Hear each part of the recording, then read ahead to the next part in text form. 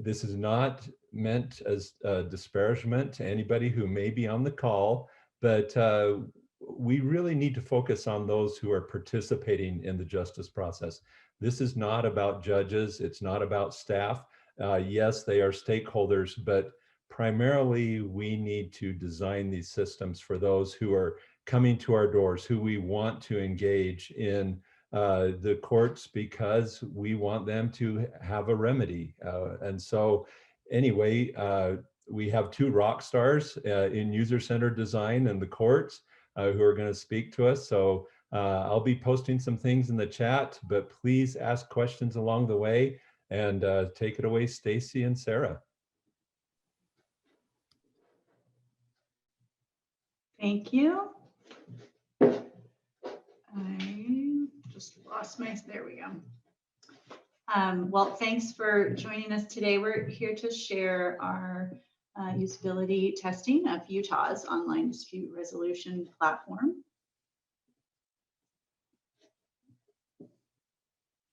Sarah, do you want to move to the next slide? Sorry about that. I moved windows and my screen share froze. Give me one moment. How's that? Are we back? Looks good to me. Perfect. I'm Stacy Butler. I direct the Innovation for Justice program at the University of Arizona. This is the research team from this project. So Sarah, who's with me today, is the Director of Technology and Innovation for Digital Learning at the University of Arizona. Also on our team was Christopher Griffin, who directs empirical and policy research at the law school, and I4J program manager Mackenzie Fish.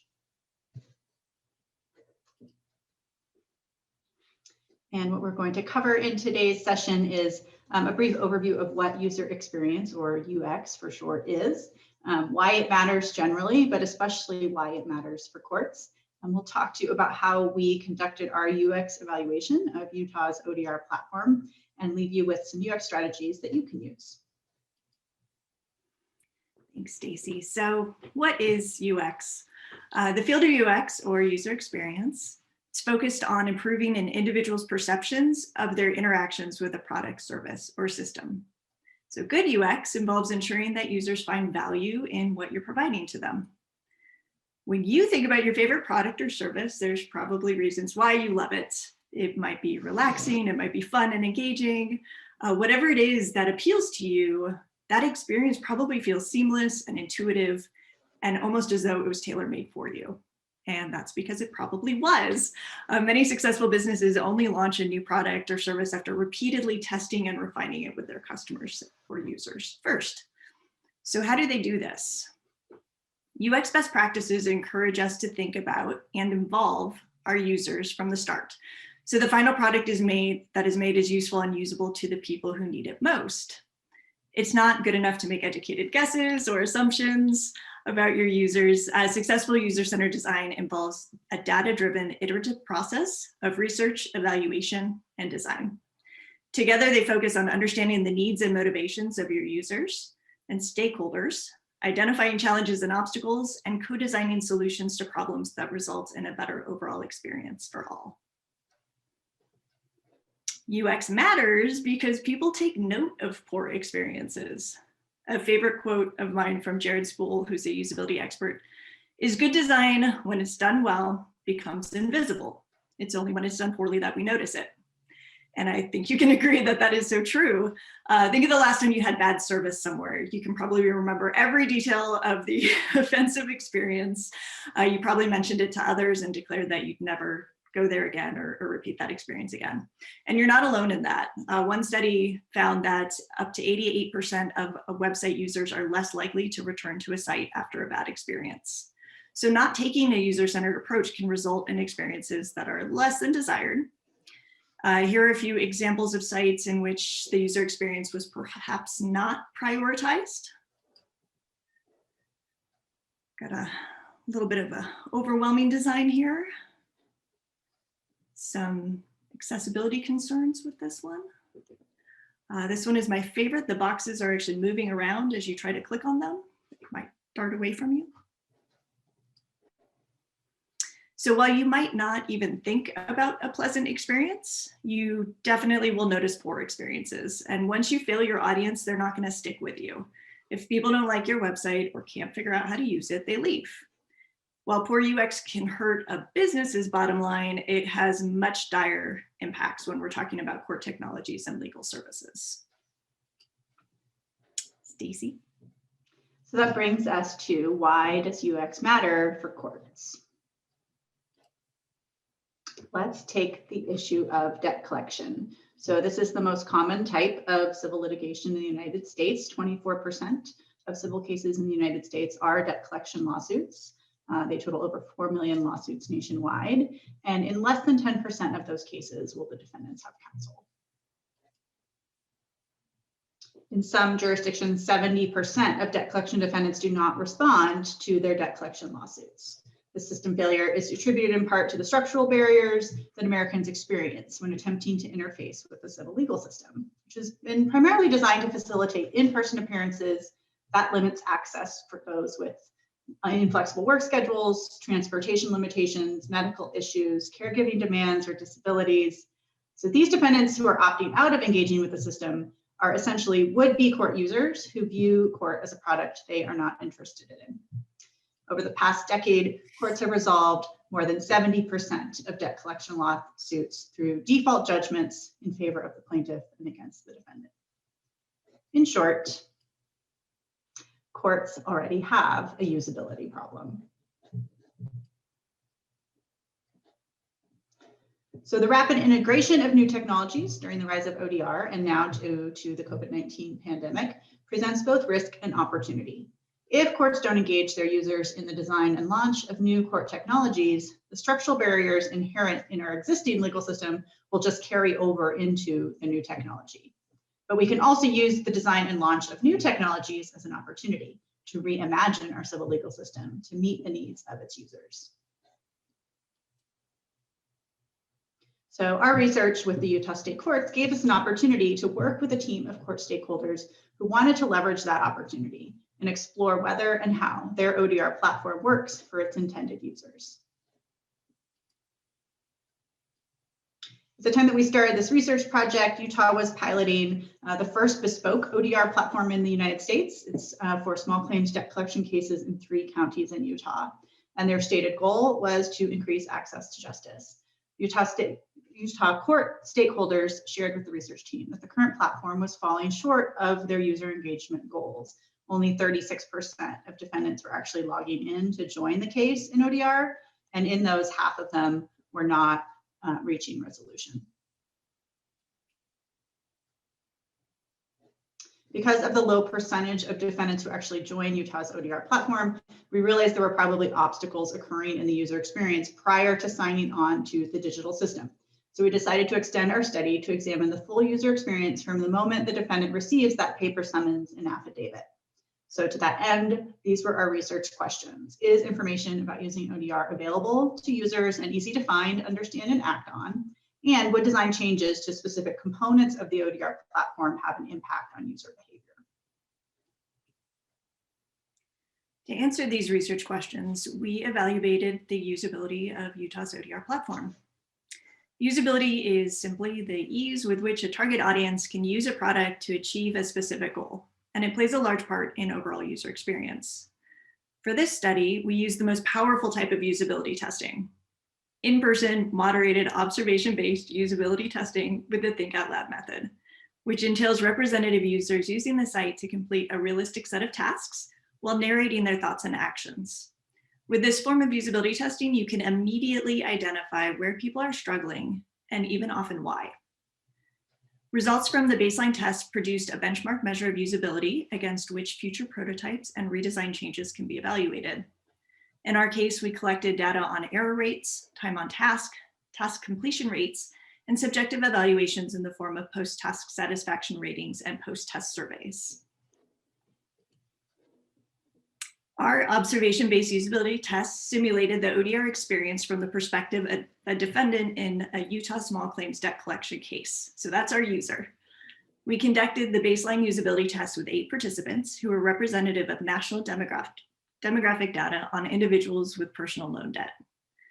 Studies have shown that usability testing with just 5 typical users generally identify 80% of usability issues. Our participants were served with a paper affidavit and summons for a debt collection scenario, and a UX facilitator guided them through a set of tasks and activities according to a standardized script we created, and reminded them to think out loud as they completed the tasks using their own smartphones. The 11 tasks we evaluated were informed by user research and were designed to capture information about everything from that first impression and understanding of the affidavit and summons, all the way through to reviewing and signing documents to resolve the ODR process. This was one of my favorite parts of this project. So based on what we learned from that baseline testing, we conducted a series of participatory action workshops in the low-income community. And participants at these workshops shared their lived experiences and perspectives with respect to redesign options and worked collaboratively with our research team to identify other possible solutions to the usability issues we had identified during that baseline test. As with our baseline and prototype test participants, all of our participatory action workshop participants were compensated for their time, because a key value in human-centered design is that lived experience expert contributions to a project have value that should be explicitly recognized. These workshops focused on 3 areas. First, generating possibilities for how to redesign the affidavit and the summons, as well as the ODR homepage to increase defendants' comprehension of and willingness to engage with ODR and improve first impressions of both. Second, we looked at improving the sign-in and registration experience and generating ideas for making those first interactions with the ODR platform more intuitive. And then third, addressing users' concerns with respect to the chat and document sharing functions of the ODR platform, and to explore the methods for improving defendants' understanding of their legal options throughout the ODR process. The research team used the recommendations and insights gathered from the PAR workshops to redesign the paper affidavit and summons and design the ODR platform in Adobe XD, which is an interactive prototyping software. Once we had a working interactive prototype, we had intended to fully replicate all conditions from the baseline test for the prototype test. Unfortunately, that quickly became impossible due to COVID-19 and the related stay-at-home order issued by the Arizona governor. So we pivoted. We discovered that 8 household members of the research team met the recruitment criteria for participants. So we assembled testing kits that included all of the necessary materials. And just as in the baseline tests, UX facilitators guided participants using a script and the think out loud method. Participants again used their own smartphones, and a redesigned affidavit and summons directed them to a link for the new XD prototype rather than the ODR platform. And in this way, we were able to conduct a second round of testing, or a round of testing on the prototype that we designed. Results and recommendations. First, as somebody who has created quite a few websites, I always want to take a moment to stress that no website or platform or app is ever really fully done. There is always countless opportunities for improvement, endless design possibilities, countless ways that you can reach out to improve the user experience. So UX studies are really not meant to rate a design. That's not the intention we had here. The purpose is to understand the user's experience and find ways to improve it. In this case with ODR, the results will and recommendations will result in a more fair, just, and equitable online environment that meets the legal needs of all users. So the purpose of our study here was to help Utah achieve its mission to improve access to justice. And I really commend them for partnering with us and committing to do the work required to reach that admirable goal. So our findings, we have an incredibly detailed findings section in our report, which I recommend you take a look at if you haven't had a chance to read yet. But for brevity's sake, today, the results indicated that relative to the baseline test, participants in the prototype test more successfully completed more tasks, completed them 52.2% faster. They experienced nearly 60% fewer non-critical errors and nearly 94% fewer critical errors. And they reported much higher rates, signaling comprehension of their legal rights and satisfaction with the outcome of their case. Based on the cumulative findings, the research team recommended 5 categories of changes to align the platform more closely to the needs of its users and facilitate a more successful ODR experience. Each of these broad recommendations includes detailed, actionable, and user-verified suggestions for achieving a related goal, which, if implemented, could dramatically improve usability and the user experience of the ODR process. So the first recommendation is to ease the transition from paper to platform. So what we saw in baseline testing is that typical ODR users were experiencing significant difficulty making the transition from the paper affidavit and summons to the ODR website. On average, it took participants nearly 2 minutes to type in even a simplified case-sensitive URL, and 3 out of 8 participants required 3 attempts to enter that URL correctly. So remember, 64% of defendants served in Utah's pilot counties for their ODR platform weren't logging in to ODR. And so based on these observations, we thought that likely what was happening is that that long and complex URL that was being provided to users in the paper summons was causing defendants in the real world URL difficulties. So we elevated this issue to the top of our recommendation list because of the widespread impact it may have on preventing actual users from engaging in the ODR process. So the redesigned affidavit and summons makes the documents shorter or more logically organized with a clear visual information hierarchy. This eliminated critical errors, and participants completed the task more than 1 minute faster on average. The redesign also makes the ODR URL easier to locate, and it includes a QR code, which was a signal for half of our participants that they need to take action and log in. Simplifying the URL and adding a QR code facilitated all participants having access to the ODR website, and the time it took to transition from paper to platform was reduced. Finally, the prototype addressed participants' concerns about visibility issues by using a more vibrant and high contrast color palette and applying clear, consistent information hierarchy throughout the site, as well as avoiding text on images. Our second recommendation was to streamline the registration process. Because again, so many Utah defendants never logged into the ODR platform, it's essential that the registration and login process does not present any unnecessary obstacles that inadvertently prevent individuals from successfully engaging with the platform. The current registration and login process on the ODR platform includes many steps that require repeated referencing back and forth between the paper summons and affidavit on one hand and the ODR website on the other. And this caused frustration for many of our participants. Additionally, data entry issues and failing to understand key terms, such as the distinction between plaintiff and defendant or business and individual, were common. And users often noted that their case were notified that their case could not be located only after they had entered multiple pieces of data. So they weren't sure which piece of data they entered incorrectly, which also caused confusion and frustration. The system notably did not notify users that there would be a 1 minute delay in verification code delivery. And this resulted in participants pressing that request code button multiple times, waiting for it to come up, and then being uncertain which code to actually use once they received multiple versions of the code in their inbox. So all in all, baseline test participants spent an average of nearly 9 minutes on the registration and login process. And only 1 out of 8 participants was able to complete registration without any help. There were 43 non-critical errors during the registration process. So again, thanks to our co-design changes that we made with representative users in the PAR workshops, we redesigned the summons and affidavit and simplified the design to make it easier for users to switch back and forth between the paper and their smartphone. The simplified registration process reduced the number of steps, provided system status information, employed error prevention techniques, and provided a match between the system and the real world by showing exactly where on the paper documents users could find the information being requested in particular fields on the website. The redesign resulted in significant performance-related improvements. No participants experienced a critical error during registration, and non-critical errors were reduced by almost 98%. Moreover, our time on task fell dramatically by nearly 75% to just over 2 minutes to register and log in with the redesigned prototype. Our third recommendation was to simplify the document upload and review process.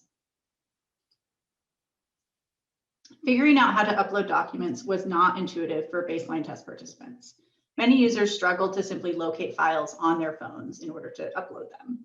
Participants spent an average of nearly 11 minutes on this task, with 7 out of 8 participants experiencing a critical error. One participant in the baseline test became so frustrated that they opted to leave before completing the test. Participants had similar difficulty reviewing and signing settlement agreements and trial preparation documents. Recall that 50% of cases in which both parties join the Utah ODR don't actually reach a resolution via settlement or voluntary dismissal. So it seemed like perhaps that difficulty with previewing and signing documentation was contributing to that poor outcome. The prototype addressed these sharing concerns and desires by integrating file sharing icons into the chat screen, which allowed participants to photograph and share documents directly from the chat. Critical errors for task 9 decreased by more than 85%, and post-task satisfaction increased dramatically. To make reviewing and signing documents easier, the prototype featured a 5-screen process that guided the user through the terms of the settlement agreement in an easily understandable format, and included an error prevention screen at the end, which asked participants to confirm their signature before completing the task. Our fourth recommendation was to improve ODR information and help finding. A majority of participants reported frustration on account of their inability to easily find information about ODR, including guidance on how it worked and whether participation was mandatory, and just how to find help in general. Currently, in order to find more information about ODR, participants had to locate the help menu, click on FAQ, which opened a new website entirely, locate and click on the help PDF link, which actually opened then a file entitled Online Dispute Resolution Frequently Asked Questions, and scroll through that document to find the information they sought. During the baseline test, only one participant was able to successfully reach the PDF. Other participants clicked on the help menu as anticipated, but experienced various critical errors and non-critical errors before they were ultimately gave up. The fact that the FAQ menu items open a link into a separate website also caused quite a bit of confusion for participants who wanted to return back to where they started. The prototype aimed to improve access to ODR information throughout the website by adding an FAQ link on the main navigation menu, which led to an integrated page on the ODR platform that's categorized and prioritized and easy to navigate and scan. Additionally, a new feature was added based on PAR workshop suggestions. After successfully logging into the prototype, participants were automatically directed to a new overview guide with a welcome message and a video player, followed by 3 pages that introduced key ODR concepts such as the chat function, the role of the neutral ODR facilitator, and a message about privacy and civil discourse. With the prototype, critical errors related to help were reduced by 86% in the prototype test, and participants reported a substantial improvement in their post-task satisfaction ratings. Our fifth and final recommendation is to clarify the legal information and user options within the platform.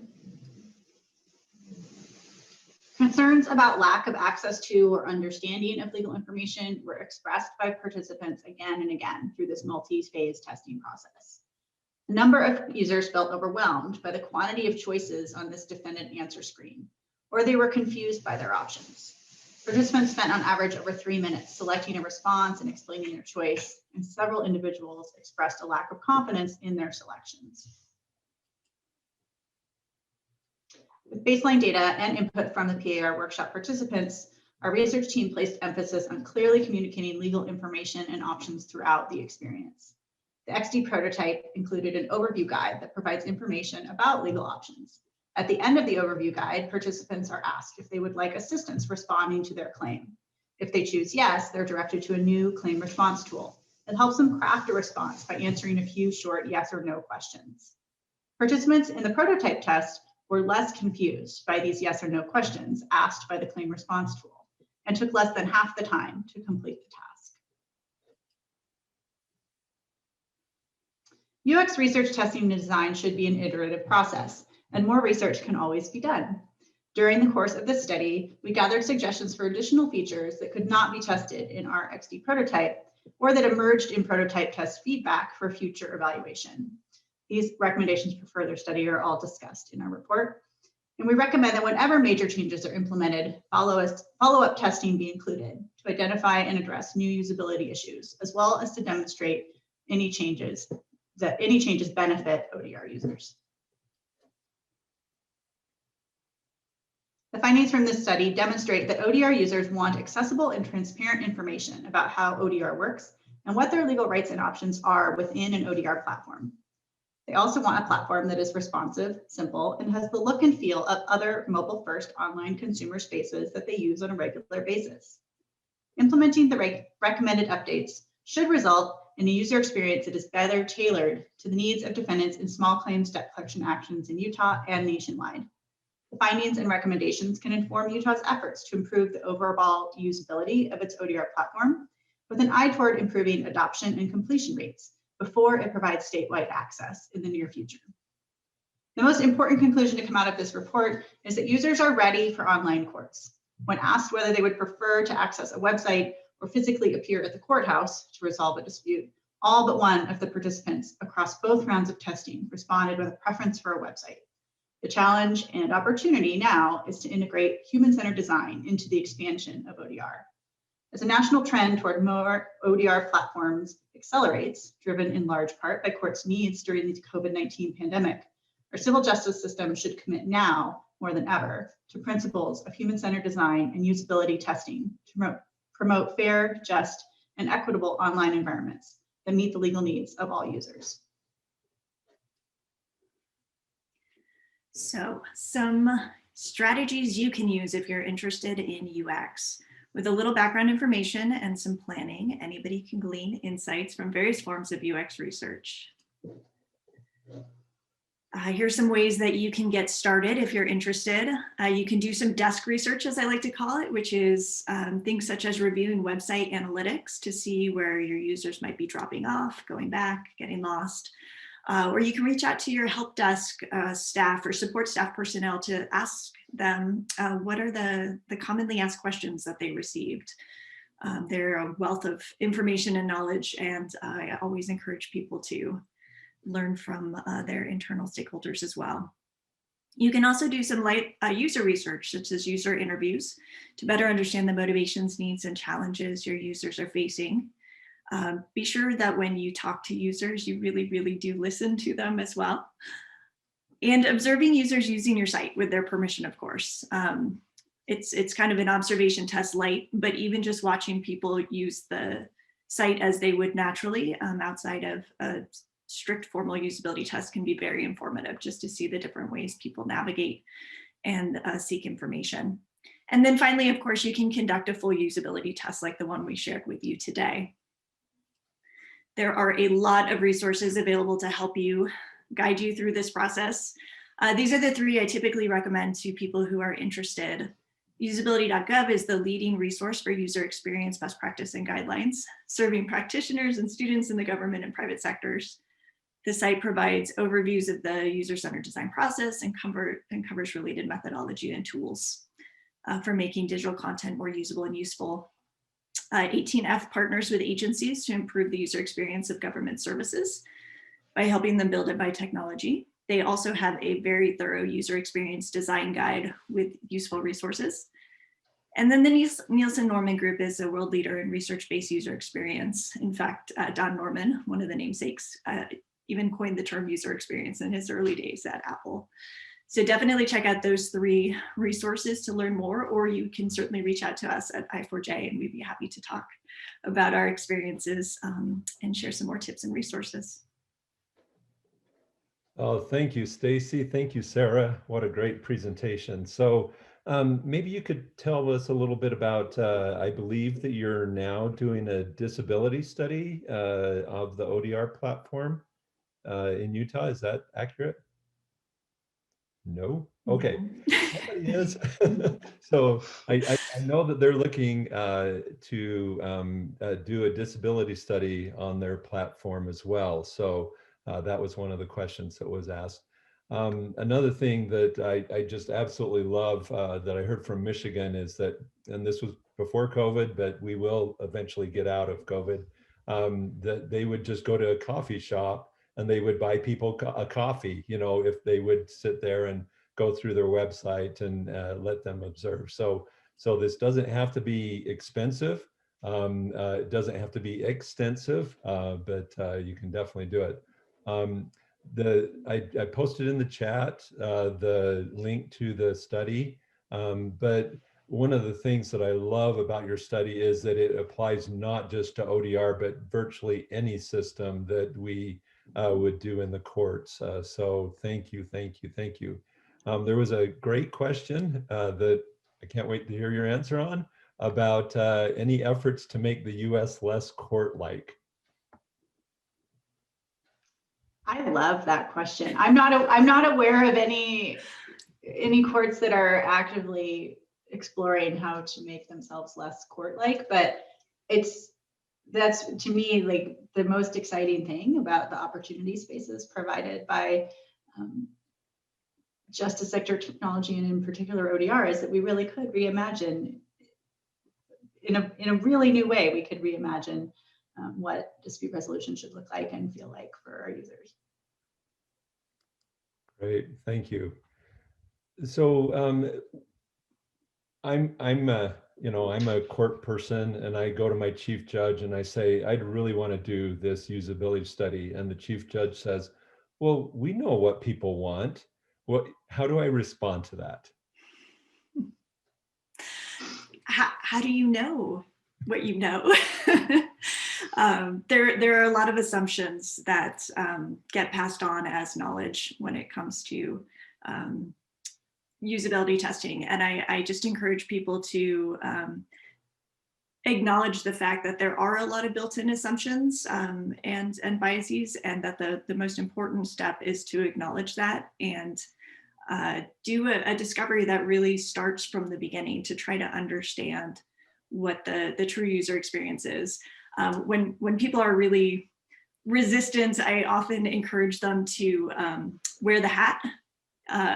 So if you can ask somebody who's maybe thinks they know exactly what the user experience is, to log in and as a defendant and go through that experience wearing the shoes of a defendant, I think they might realize they don't know as much about the typical user experience as they might think they do once they're seeing things from the other side of the screen. Great answer. I will say too that sharing your user research is the absolute best way to change thoughts and opinions internally. So one of the things we like to do is include, and you'll see this in our study, is to include quotes directly from users who are commenting about their experience as they're going through it. And once you start seeing the frustration or the fear or the anger, it comes through, and it's really an impactful way to change minds internally. I know that one of the things that they do in British Columbia is if they're ever in a meeting, a design meeting, and somebody says, well, I know what the user wants, they stop the meeting and they say, none of us know what the user wants. Let's go out and find out. So yeah, it's a great one. Okay, so somebody asks about, well, what do we do about people who just know that they don't have enough to pay their debts? Is there any way to engage them? It's a really good question. I think we see that in both our debt collection work and our eviction work, is that the court is often just the last chapter in a much longer story about various types of systems failure. And ODR is never going to be the magic bullet that fixes poverty or helps someone be able to pay a debt when they just can't. But it certainly can be a strategy for negotiating a payment plan. And the ability to do that would have significant benefit to a defendant who could avoid that judgment, having that judgment on their credit, being put at risk of wage garnishment, and all of the collateral and downstream consequences that come from having a negative experience, or particularly a default experience in the court system. Great, thanks. So Leah asks about some of the challenges such as digital divide, rural living and all that. Did you have a chance to factor any of that into your usability studies? To a certain degree, we did actually decide to use smartphones for this precisely because we were informed that the majority of users were relying on smartphones over desktop devices. So we made that decision intentionally, and places that may lack broadband often still have cell phone services, so that increases access in that way. We did not have a chance to go deeper into those questions, but we do in the report, you'll see we go into depth into what a challenge this really is. Yep, great. And then someone is wondering, you know, so now courts have gone virtual and we're having all these virtual hearings.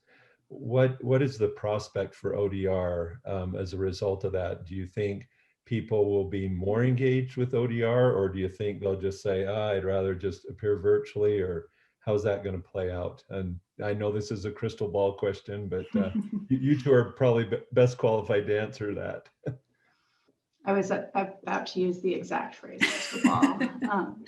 You know, I think that one of the things that's happened with COVID-19 is it's forced us all to reckon with what really needs to happen in person and what does not. And I think, the operation of the I4J lab is a great illustration of that. Like, we have run the lab virtually and discovered, oh, we actually go further and faster when we aren't bringing everybody into a classroom to do a project. So I think my crystal ball says it's going to be kind of the same for court users and for the decision makers within the court system to realize that, you know, that this online access could be a way to engage people with the courts in a new way.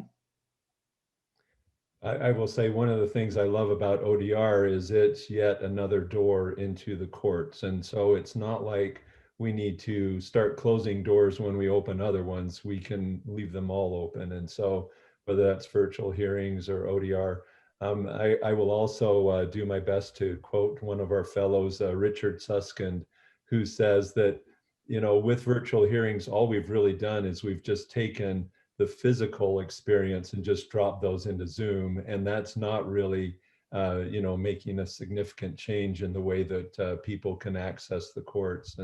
And so, you know, we have increased access, but I do like the idea that we have many, many ways of people coming to court and interacting with court. And I will also say that I know this wasn't your study, but in some of the other studies, we're finding that better than 30% of people are accessing, you know, ODR at night. Well, you know, unless we go to a 24/7 virtual court presence, then we're probably still going to have people that aren't reached because of the virtual. Any other questions? If people want to unmute themselves and ask a question, you're certainly welcome to do that. Well, I wanted to say something really quickly. I wanted to applaud the two of you. I think this is crucially important work. I've seen so much bad user experience design in the courts, and the two of you rolling up your sleeves to actually get into it.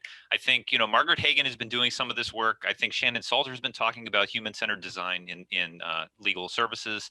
But we need this in the ODR space. So I can't tell you how much I appreciate it. When I first came out to Silicon Valley, I didn't really know what UX was. Like, I would build a website and say, well, that seems good enough to me.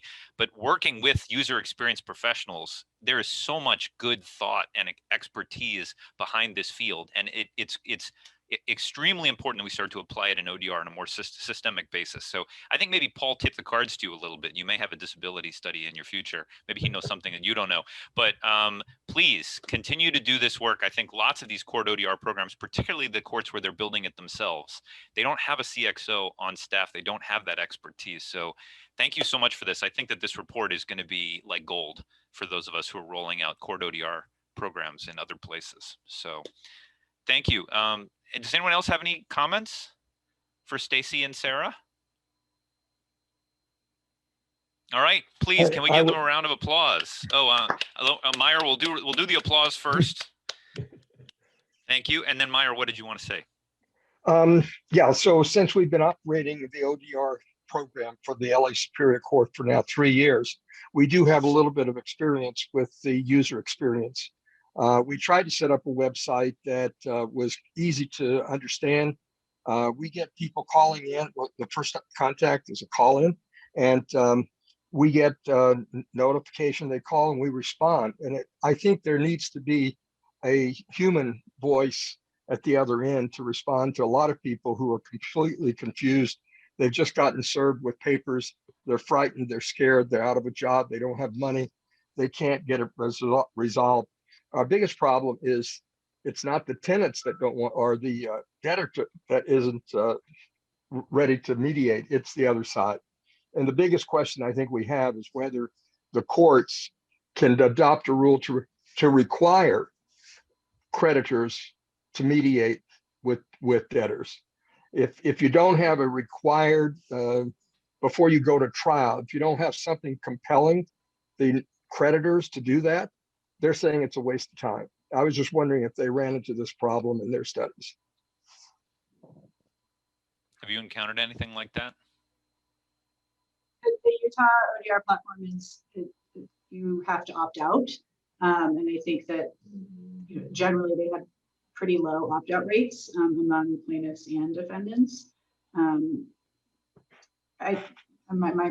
not in charge of all the courts in the United States, but my personal belief is that I do think courts have the ability to mandate at least a meet and confer equivalent of a good faith attempt to use ODR first. Yeah, Stacy mentioned the opt-out rates. The opt-out rates are less than 2% of the people, and it's actually a very easy process to opt out. So it's not like they make it an onerous process. But even people where English is second language and all that are very, very successful in the ODR platform.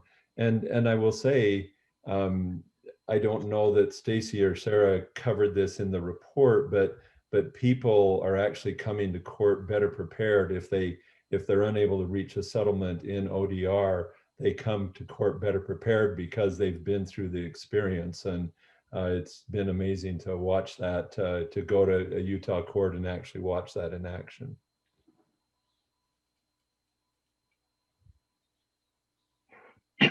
Well, I think we should let Sarah and Stacy go. Thank you so much for sharing the information. If you, we have your report.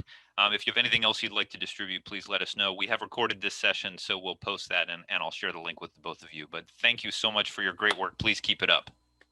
Thank you so much. Thank you for having us today. Thank you. Okay, and Paul, thank you for excellence. You did a good job facilitating things. We very much appreciate it. Why don't we move on to our next session, which is Jan and Amy. So Jan, why don't you take it from here? Thank you very much, Colin and et al., the whole organizing team. Amy and I are delighted to join you. And we are not using PowerPoints. We're talking off of our chapter in the ODR treatise, and which is focused on ODR in the US. So Amy, we'll start with you. So as we started the project, we knew that a lot of different sort of specific areas, be it consumer or AI or whatever, they were all being covered already, right? And so we wanted to sort of see where we could bring something new and something that we saw developing in the United States. And so what we had really determined is we started by looking at the different self-described ODR providers on the NCTDR's website. So these are, of course, different groups that have described themselves as ODR providers. So we didn't make that decision. In fact, we spent a lot of time discussing, which of course is not sort of nailed down as the definition of who is an ODR provider. But nonetheless, what we did is we took that and we looked then within these different providers, what exactly is the subject matter they cover. So we created a chart that is posted currently on SSRN and is probably already out of date because of the fact that new ones come along. But number one, subject matter. Number two, basically what it all includes for functionality, be it arbitration, mediation, settlement, conferences, negotiation. Next, we asked whether it provides both ADR and ODR or only one. Then we looked at whether it provides case management services. Next, we looked at whether it provided any sort of rules, and also rules, standards, or qualifications for neutrals on this particular website. Also, we looked at whether that website was secure in terms of HTTPS or simply HTTP. We did not go through the specifics and actually sign up and use every one of these providers, but nonetheless, we created a fairly lengthy chart that, as I said, is posted on SSRN. So Jan, want to take it away with some of the sort of findings? Yes. So what we found, our N was 77. So we had, these are providers who have self-described as ODR providers at the odr.info website. So the domination in terms of cases was first commercial, small claims and family cases were next, and then a bit far behind was civil and consumer cases. The processes used by these providers included mediation dominantly. A ways back was ODR and negotiation and arbitration. The services offered, we included, as Amy said, case management. 58% of our providers said they provided case management, which just was kind of interesting, that we thought with a defining term of ODR, you'd think ODR would be the lead service, but it wasn't. 77% said they were secure. So we, as Amy said, we didn't test them, but that's interesting that anyone would sell their service and not be secure. So the fact that 3/4, but not all.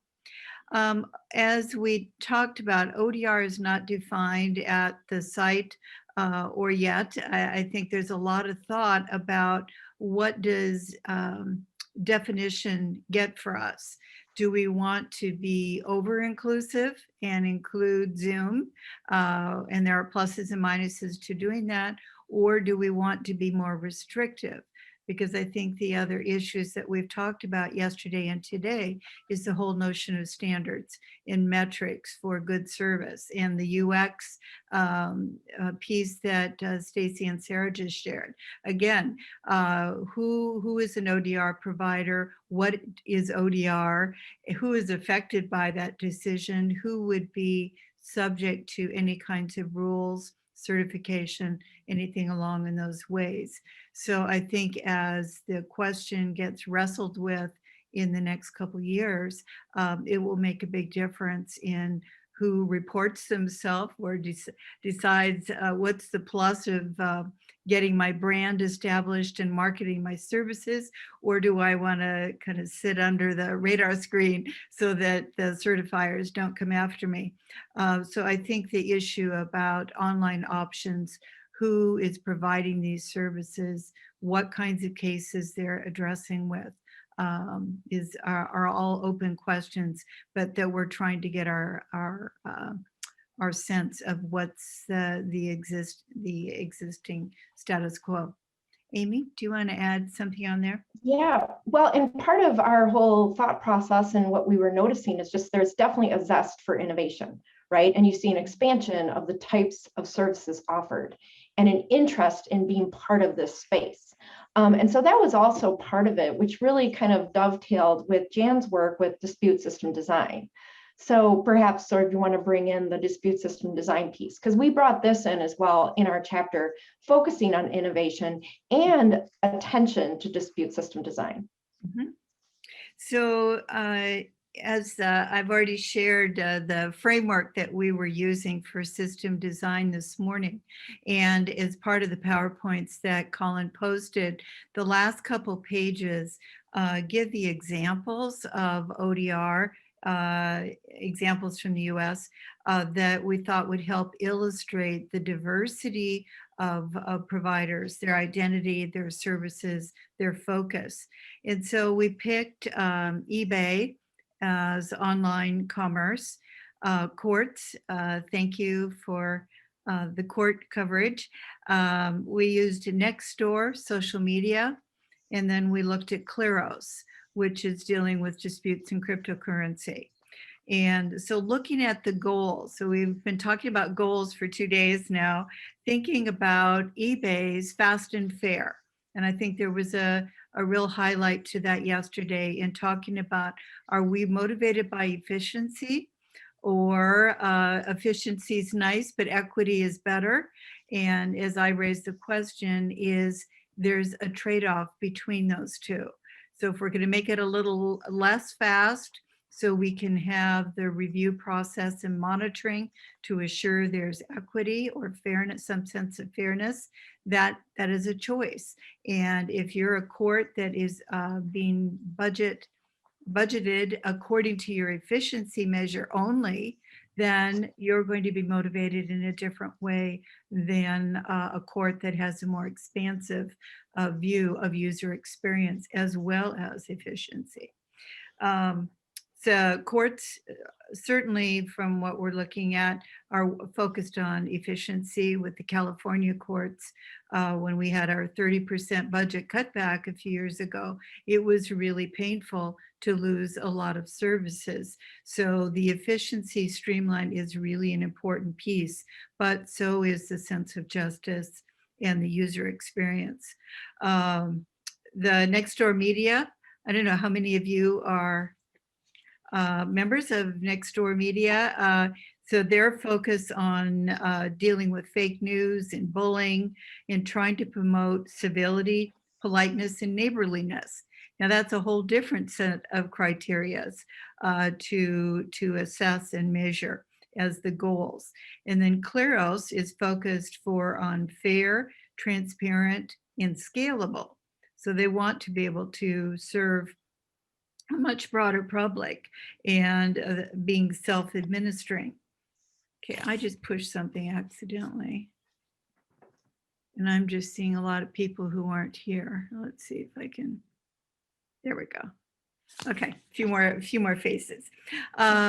In the processes on Kleros, what's distinguished and interesting about them is crowdsource jurors. And so the choice of jurors, and it's somewhat incentivized participation, that if you're a juror and that you sign up, you pay a certain amount of currency to be a crowdsourcing arbitrator making the decision. And if you're part of the majority decision, then you get a little money back. But if you are part of the minority opinion on the judgment, then you lose a little money. So it's a really interesting structure, and people are really keen. I think Colin talked about was it China? Looking at the incentive structure in China for having crowdsourcing decision-making. And people would just do it as good citizens. They actually didn't even need to be paid, which is a really interesting prospect in thinking of these online expectations and the culture and the users and their sense of experience. The other thing I wanted to highlight is we talked this morning about who designs the system. And is it the first party? Is it a third party? Is it a committee? And what kind of voices are represented in the decision about what are the priority goals, what are the processes, and how are we going to put this together and monitor it for effectiveness over time. So these were just examples of 4 case types that are using different forms of ODR process and thinking about who is my target audience, what is a good outcome, what are the values and standards that we're capturing in the system. Amy? Yeah, and a lot of this, again, what we were trying to do is highlight trends that we see because our chapter was ODR in the United States. So what we wanted to do, again, are highlight different trends in the United States that we're seeing. And innovation, taken into account different system design, certainly important trends that we saw in looking at the different providers out there and what's happening. Another trend that we saw was institutionalization or attempted institutionalization, which is really sort of an interesting notion that has happened, I would really say, in just the last few years, where you see different groups getting involved in different ways, maybe to create best practices around the research. So for example, the Pew Charitable Trusts and the research projects that are underway in the US definitely show an interest, an institutional interest. And moreover, in access to justice and making sure that you're expanding access to justice. I even was able to partner with Heather Culp in New Hampshire, who's a program designer, and we did our own sort of not scientific, not the same kind of research as we just saw, but looking at usability and what people are really need and want out of a court ODR program. And I think there's a lot of other research projects. I know Jan had shared another project happening with respect to Stanford as well, in what could be provided through, for example, natural language processing in the judicial space. Again, with the idea of expanding access to justice. So not only efficiency, but also innovation in access to justice. And of course, just the fact that you have Pew Charitable Trust and National Center for State Courts really leading the charge in terms of research availability. Another aspect that we had looked at that was really interesting to us was this growth of education around online dispute resolution, and not simply trainings, but actually within universities. We looked at, so for example, NCTDR had received information, at least at the time, from 14 colleges and universities that reported having courses that focused at least 50% of the time on online dispute resolution. And so that's really interesting. That would definitely not be the case if you sort of go back in time 10 years. So this growth and student interest. I mean, I can also kind of self-report on my own experience. The very first ODR course I taught had to be a 1-week course.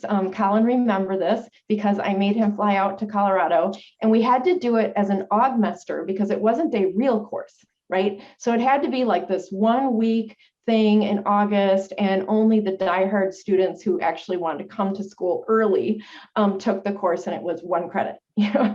So it was very, very limited in terms of what we could cover in 1 week.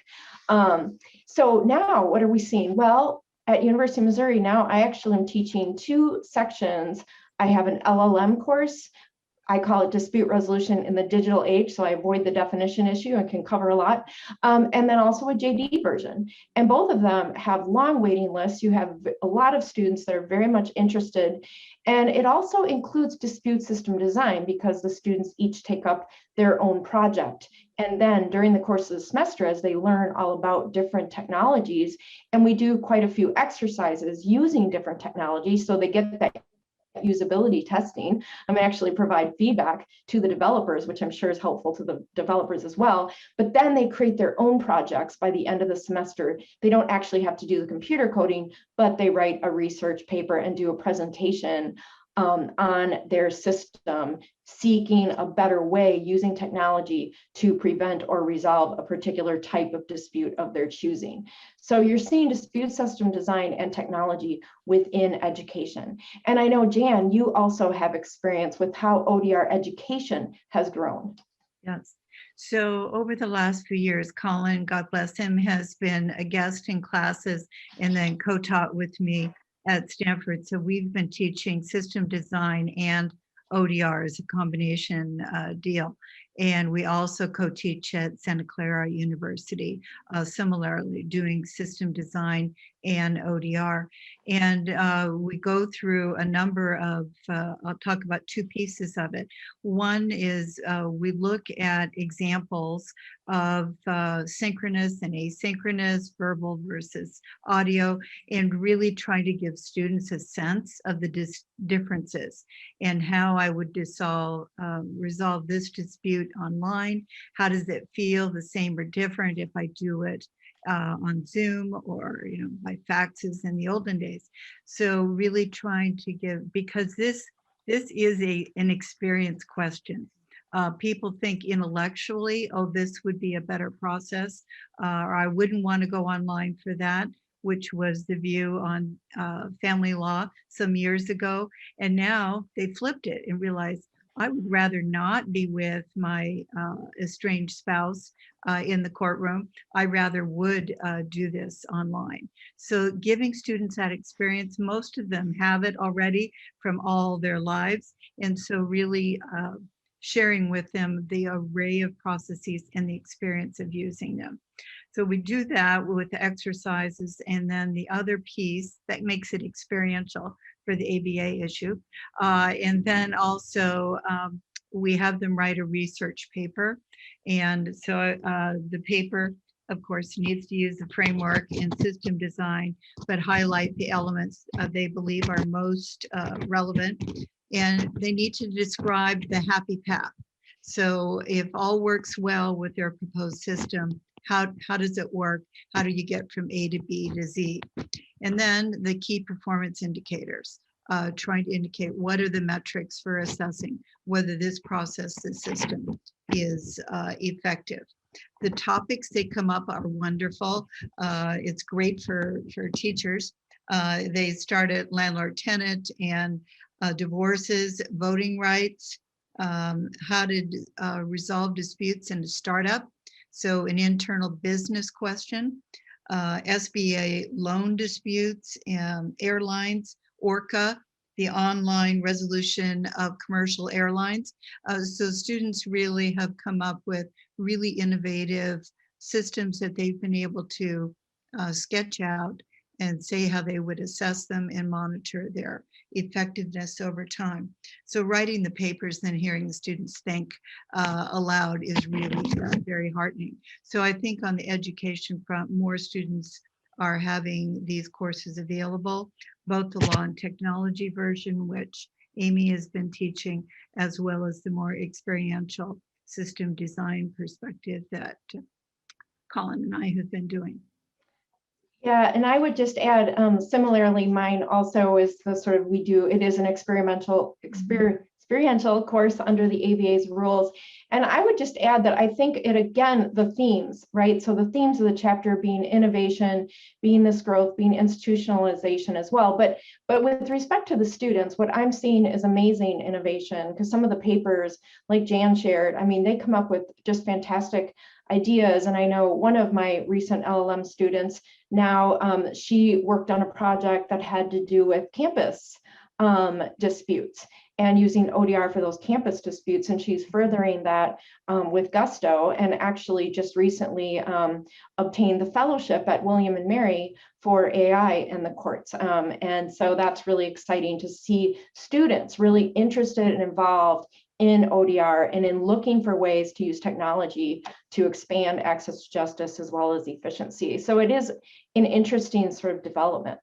Another interesting development is with respect to something we talked about last year at the Williamsburg conference, or I guess a year and a half ago now, about the ODR Task Force. And I see my good friend Dave is here, and we do, of course, have this online dispute resolution task force that is still going. And what it is it's the American Bar Association has partnered with other stakeholders, and we really do want to get a lot of buy-in. So we've been working with, of course, Leah Wing has been heavily involved in it with the National Center for Technology and Dispute Resolution. Thank you, Leah.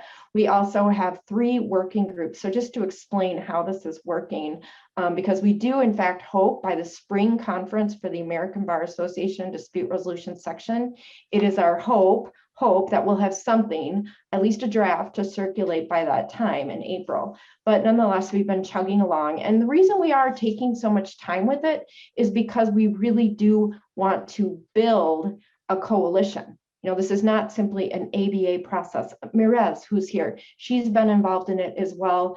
And we have international players as well. And so I just think it's important to have many voices in this. Okay, so 3 working groups, just to explain. The first group is number 1, which was guidance with respect to best practices and institutions' involvement in establishing and regulating such ODR practices. Chris Draper was the chair of that working group. Working group 2, guidance with respect to special issues relating to court ODR. Of course, our good friend Paul Embley and MJ Cartwright, they were the co-chairs, are the co-chairs of that working group. And number 3, guidance with respect to special issues relating to private ODR. And there we had Dan Rainey and Gary Dorfner. And so we have these separate working groups also working together.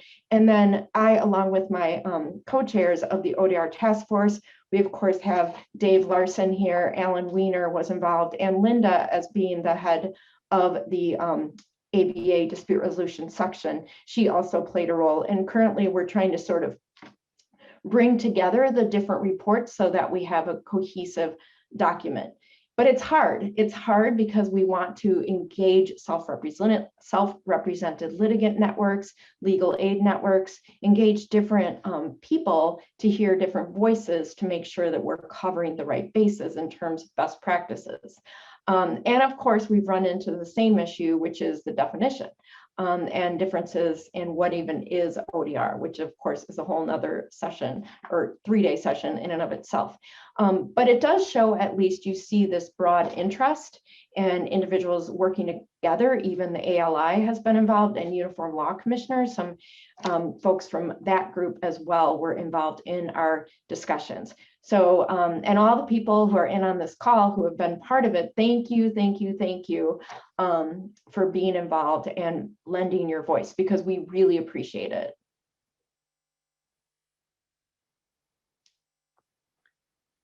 So we don't have any more of our report to share, but we welcome any questions on the points that we've raised.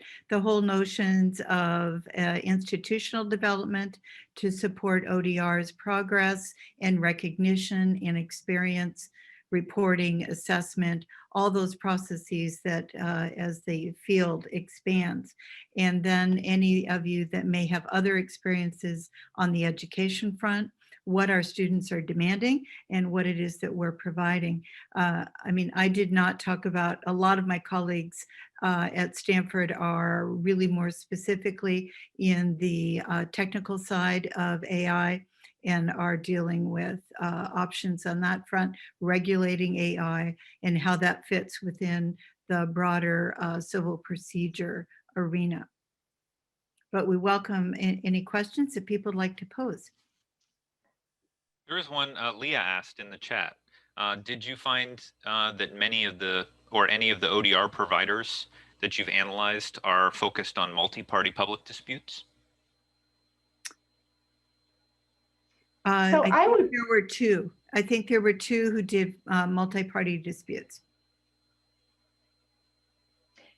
Amy, were you going to say something?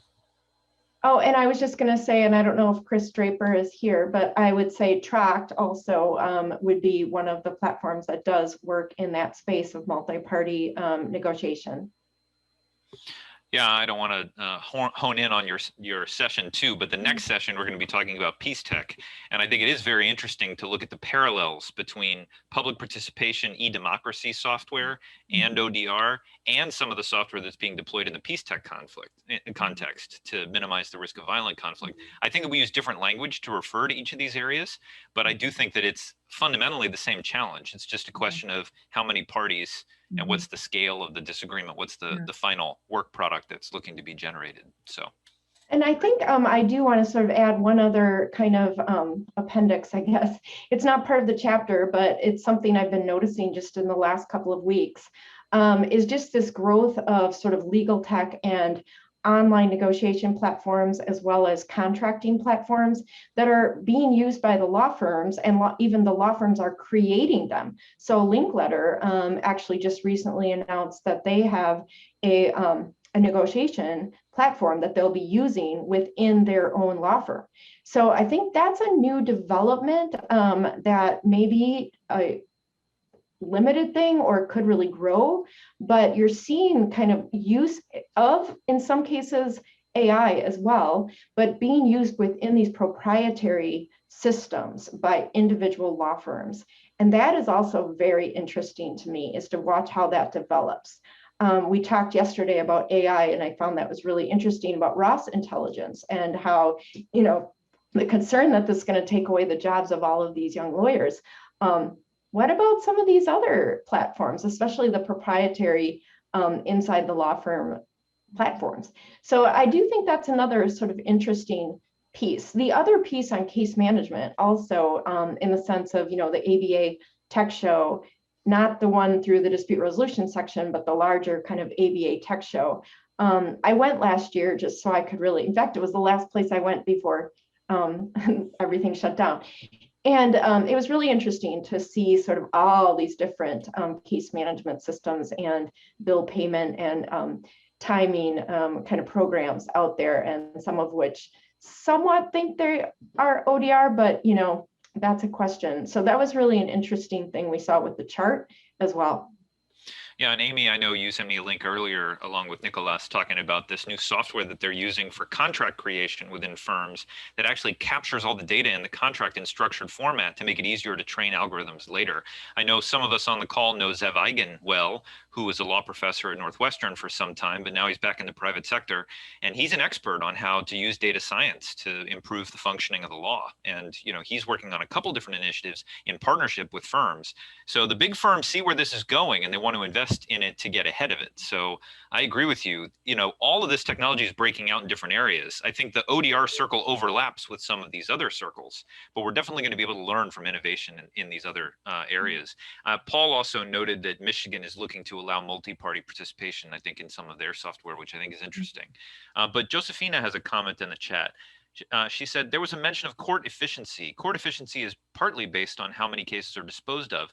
Mediators and ADR ODR groups should make it a mission to convince more courts that sending cases to mediation ADR ODR would efficiently dispose of more cases. Also, maybe the ABA should add ADR ODR presentations to the judicial section conference. Very interesting. What are your thoughts about that?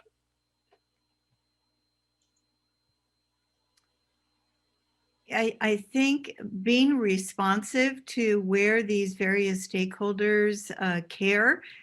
So I think meeting with the leadership of the judicial section would really want to say, what are your members noticing?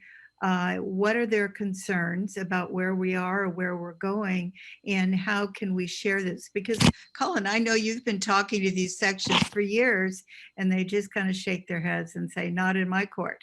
And so I think now there's an interest and an opportunity. So it makes sense that that we combine our process options and the online, in person. Just a side comment, I have some international fellows that visit me from time to time, and there are countries where the gravitas of showing up in court and having an opportunity to give voice to the injury or the harm you've suffered is a really core value. So for those cultures that may be moving and immigrating to the US, I think there's a different need and a different desire for what the court process feels like and looks like. There's also a real tension about who gets to go to the fancy court with a fancy lawyer, and what about the regular people who just need to get this done in a more efficient way. So I think there are a lot of questions being raised about civil justice in terms of the court experience, whether online or other. I wanted to, this is not Josefina's question, but I wanted to comment on Colin's last question about the multi-party. So for democratic opportunity, public hearings, that sort of thing, I have been looking at processes in California, and the Zoom option now has brought a lot more people to the hearings. So the California Coastal Commission, for an example, said they normally have about a half an hour worth of public citizens showing up to comment on the process and the issues. Now, because of Zoom, they had 5 hours of people. So the hearing had to go till after 1 o'clock in the morning to let everyone have their voice. So the expansion of participation is great, but it also requires more staffing and overtime and giving people the space and then paying for that expanded process. So I think the issues of accessibility to justice in this case is a really interesting one.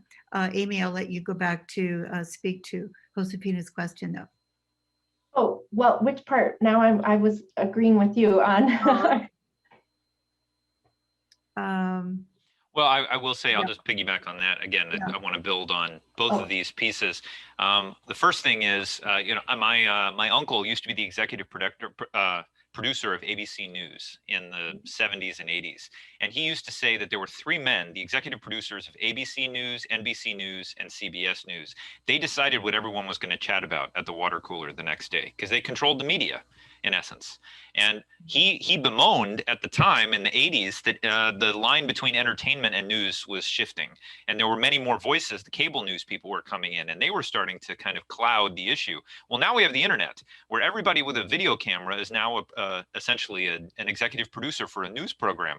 And what we've seen is just the chaos of everyone having their own voice. So participation is a good thing, but I could see if I was running one of these multi-stakeholder processes and all of a sudden I'm drowned with 500 people that all want their 3 minutes at the mic, it's very hard to kind of rein this all in and create a consensus. Like, can we all come together and come up with an agreement about what the path forward should be, because you have so many stakeholders that are now involved. I think we can agree that greater participation is a good thing, but I don't think we necessarily know where this is all going to head in terms of whether or not we can use this technology to knit these massively participatory processes into actionable outcomes where there's some sort of consensus. So Jan and I are both on the board of the Consensus Building Institute, so this is a hot topic for us. Please. Yeah, I just would add that, I mean, we have to be especially vigilant and careful with a focus on efficiency in this, and even just focusing on sort of who's popular or who's controlling the media or who's controlling what we hear, right? Because we do want to make sure that we're very protective of those that are most vulnerable, who have the least voice. I think that's one of the goals also that we hope for, is to design systems and with user testing to build it in such a way that it works for the most vulnerable. And that becomes really important with, even in the age of COVID, it's shined a light on the digital divide in a way that I don't think many people were ready for. I mean, there are parts of right here in the US where many people their kids aren't going to school. They haven't learned anything for an entire year. There still is a digital divide, and it might not even be simply bandwidth. It might actually be the fact you can't afford it, or you can't afford the fancy computer that you need, because often mobile friendly isn't really mobile friendly. And so I think these are really important issues. And I see in the chat, Janet said, efficiency is nice, but equity is better. That was actually a tagline out of a recent report from legal aid groups. And I do think we have to, absolutely, ODR is able to be built. It can reimagine. I believe strongly that with research, we can revise and reimagine access to justice. But we do have to keep our finger on the pulse, and we do have to complete important research to make sure everybody is getting that access. So I just worry when we talk about sort of consensus. Well, who's all at the table, and is everyone being heard? Any other comments? I see Chuck posted a great comment about Larry Schooler and Barbara Sharp and Tim Offer. So those are all great people that are doing excellent work along these lines. You know, one other comment I'll make, and I don't want to dominate things, so please raise your hand or unmute if you'd like to communicate. But Janet, you talked about the judicial section at the ABA. I know we've had Linda on the call as well. It's interesting that the ODR framing has really kept us within the dispute resolution section. But as you mentioned, we all have our toes in different sections. You know, I've presented to the business law section. I know Amy's presented to other sections too. And we go say, hey, what do you about ODR? You know, you think this is interesting?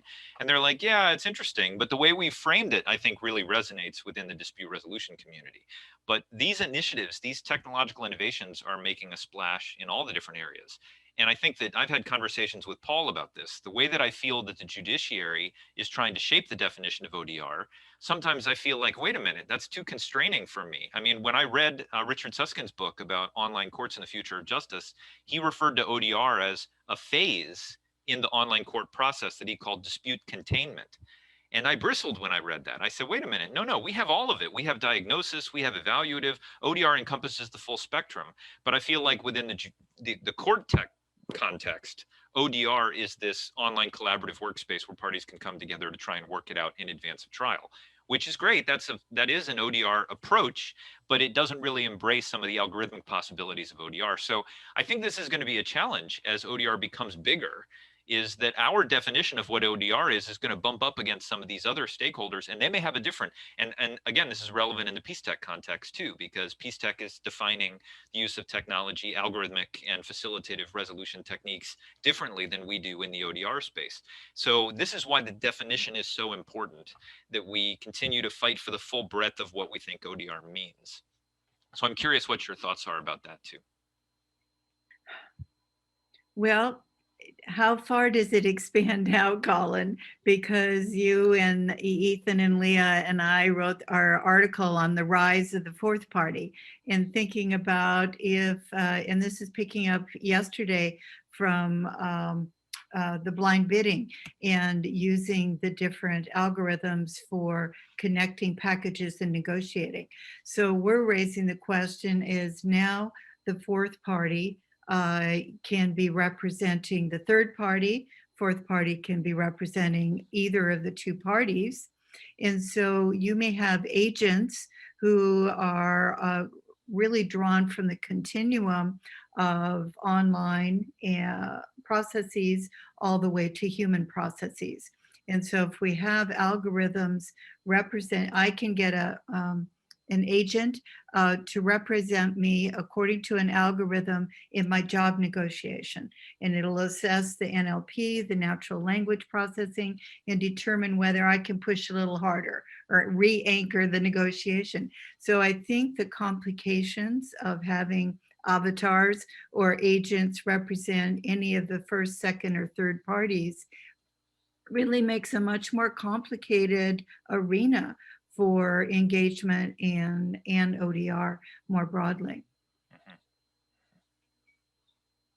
And I would just add, just the sheer amount of money that's in this space right now is really astounding. So I just got a newsletter, for example, that said that 1 billion was invested in 42 deals just from January and February alone, with a legal tech fund.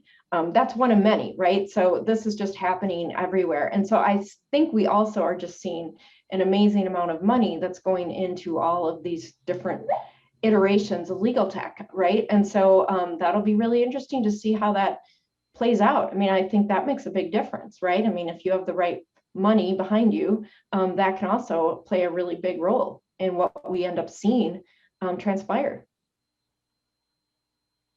Absolutely. So let me throw it open. Other comments, questions? Sorry, we were short. I mean, No. But we wanted to be conversational, yeah. And our thought process was that hopefully we could open it up and talk more. No, absolutely. We've got to create space. And I think Ethan just raised his hand. Ethan, what do you want to say? Oh, unmute, Ethan.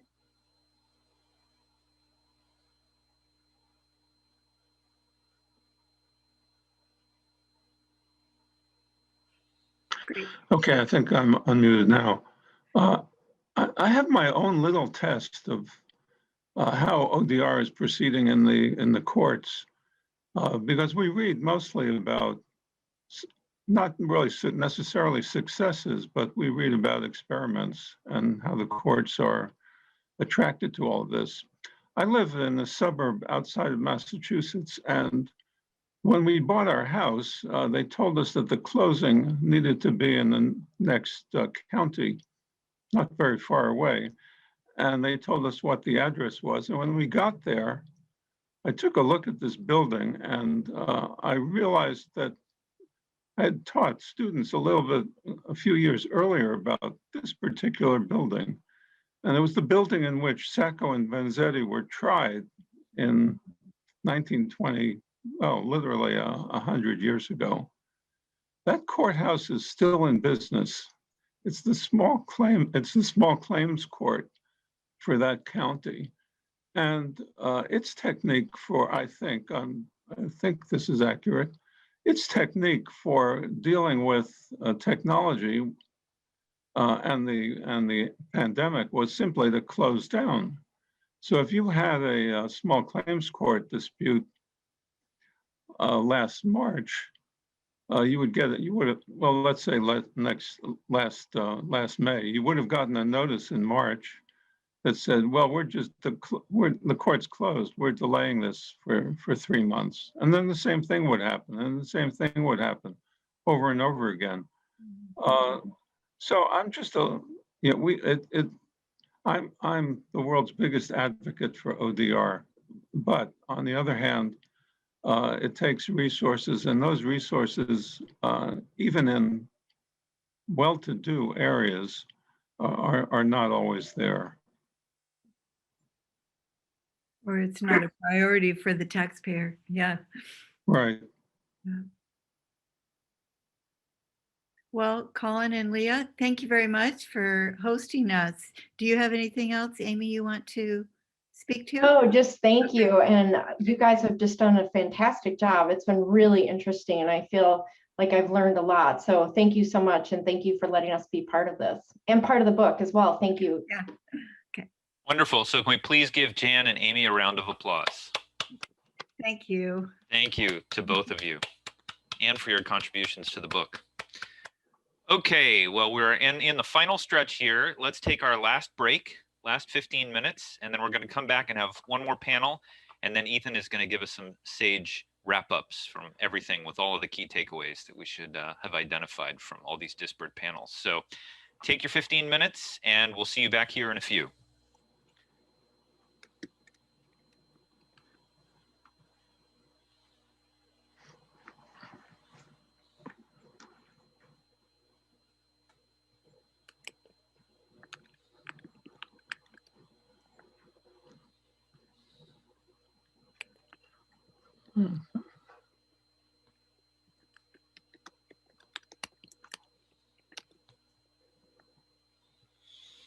So Ethan, my original law firm when I was working at Online Resolution was Hill and Barlow, and I think that they defended Sacco and Vanetti in that trial. Yeah, they had a big thing on the wall and kind of memorializing that. So was it a Middlesex courthouse? Norfolk County. Norfolk County. Okay, interesting. And it's the small claims court now. That's so interesting. I don't know if I had a consumer debt case and I was in the very courtroom where Sacco and Vanetti were. That's interesting, but I like that story. Well, thanks, Colin. This has gone great. Been great. I've really enjoyed it. I think that this was a really nice thing to do in the time of COVID. Thanks to Leah. It was completely her idea. She was one who motivated us to pull it together. Great idea, great implementation, great product. Thanks. It was a team effort, but I'm very happy with how it's going, and hopefully the family is just expanding. It seems like people are really engaged. It's fabulous. Yeah, it's just too bad you couldn't have got a better looking host. I don't know who you're referring to. If you're referring to me, then I resemble that remark. I'm going to pin your video because I love this picture behind you. Now I'm trying to look at all of these great faces. That was from Victoria. Yeah, that was Victoria. Wow. Yeah. Oh my gosh, look how young we all are. Yeah.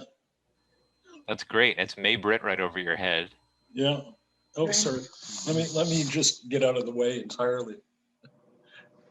That's great. I love it. Io, is that Anju? No, that's good, Frank. The picture's much better without you in it. Touche. Hey, who said that? Who said that? Well, who do you think? It's your successor, Frank. Yeah, there you go. Yeah, sure. Train them up and they bite you. I think I remember. Tigers eat their young. Was that when we went to the International Baccalaureate School, and we were in the auditorium after we had gone out to see the lighthouse? Yep. I remember that. Yeah, that was really fun. That's exactly where that was. Yeah, and then the students gave a talk about the school and how it worked. And that was amazing. That was really amazing. I love that trip. Oh, it was a good day. Wow, look at Julia. I love it. Oh. You were in your 30s then. Oh my gosh, it was a lifetime ago. I can't even remember. Ethan wasn't. That's right. We're not going there. Actually, Frank, interestingly enough, I was contacted by APEC Indocopi, which is the Peruvian Consumer Protection Agency, Yep. they've gotten a contract from APEC to do a conference on ODR for consumers in the digital age. Oh, And really? it takes me right back to our 2010 conference that we did together. Exactly. Yeah, so I'm actually co-facilitating it with Betsy Broder from the Federal Trade Commission in the US. Oh, cool. Yeah, so we're inviting, it's going to be like this, it's going to be an online event. Oh, But okay. it really, that was such a forward-thinking conference that we held together in 2010. It was Yeah. thinking about everything was going to be happening at Uncitral. And I still have the binders. Remember, we printed up those binders that everybody had. So I still have it. And I was going through and reading the articles and looking at the summary that I think Doug Knoll prepared for us. Doug Lay. Doug Lay. Yeah. And it was really dead on the money. I mean, we called so much of what was going to happen over the following 10 years. So I just want to thank you for doing that. That was really a lot of fun. You, me, and Dave, I think, led on that.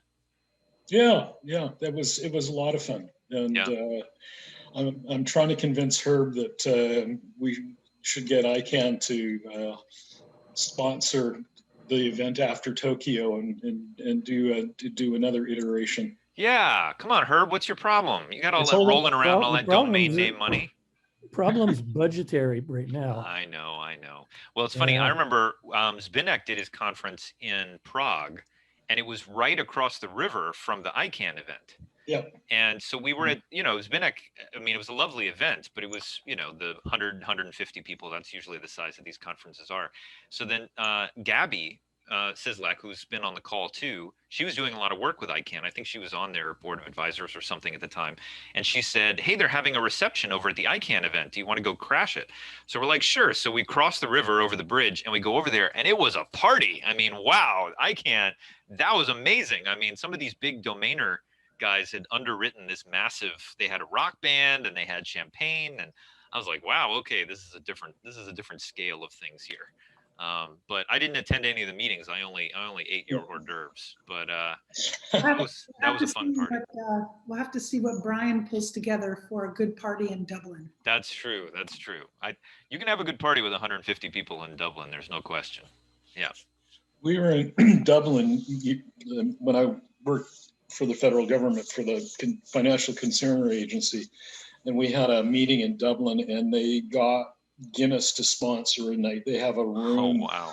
They on the top floor of their building. That's basically a reception room with beer and Irish whiskey and those sorts of things. And it was lovely.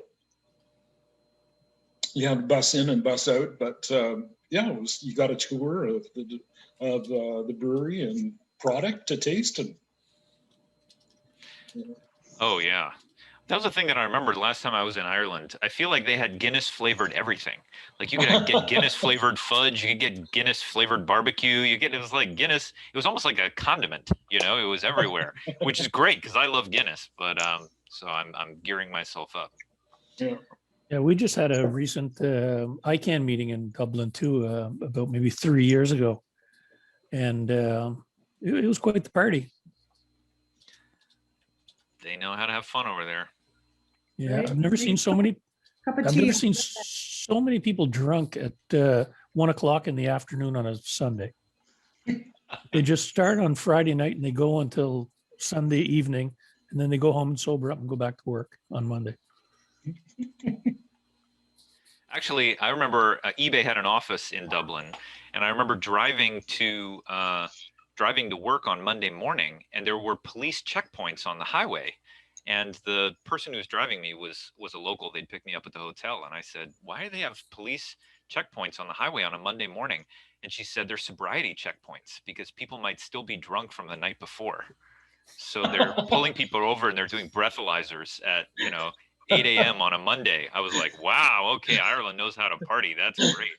I haven't seen that in the States. Maybe you get that in BC, Frank, but I don't know. Yeah. Herb, where are you looking? You're in California, right? You're in Southern California.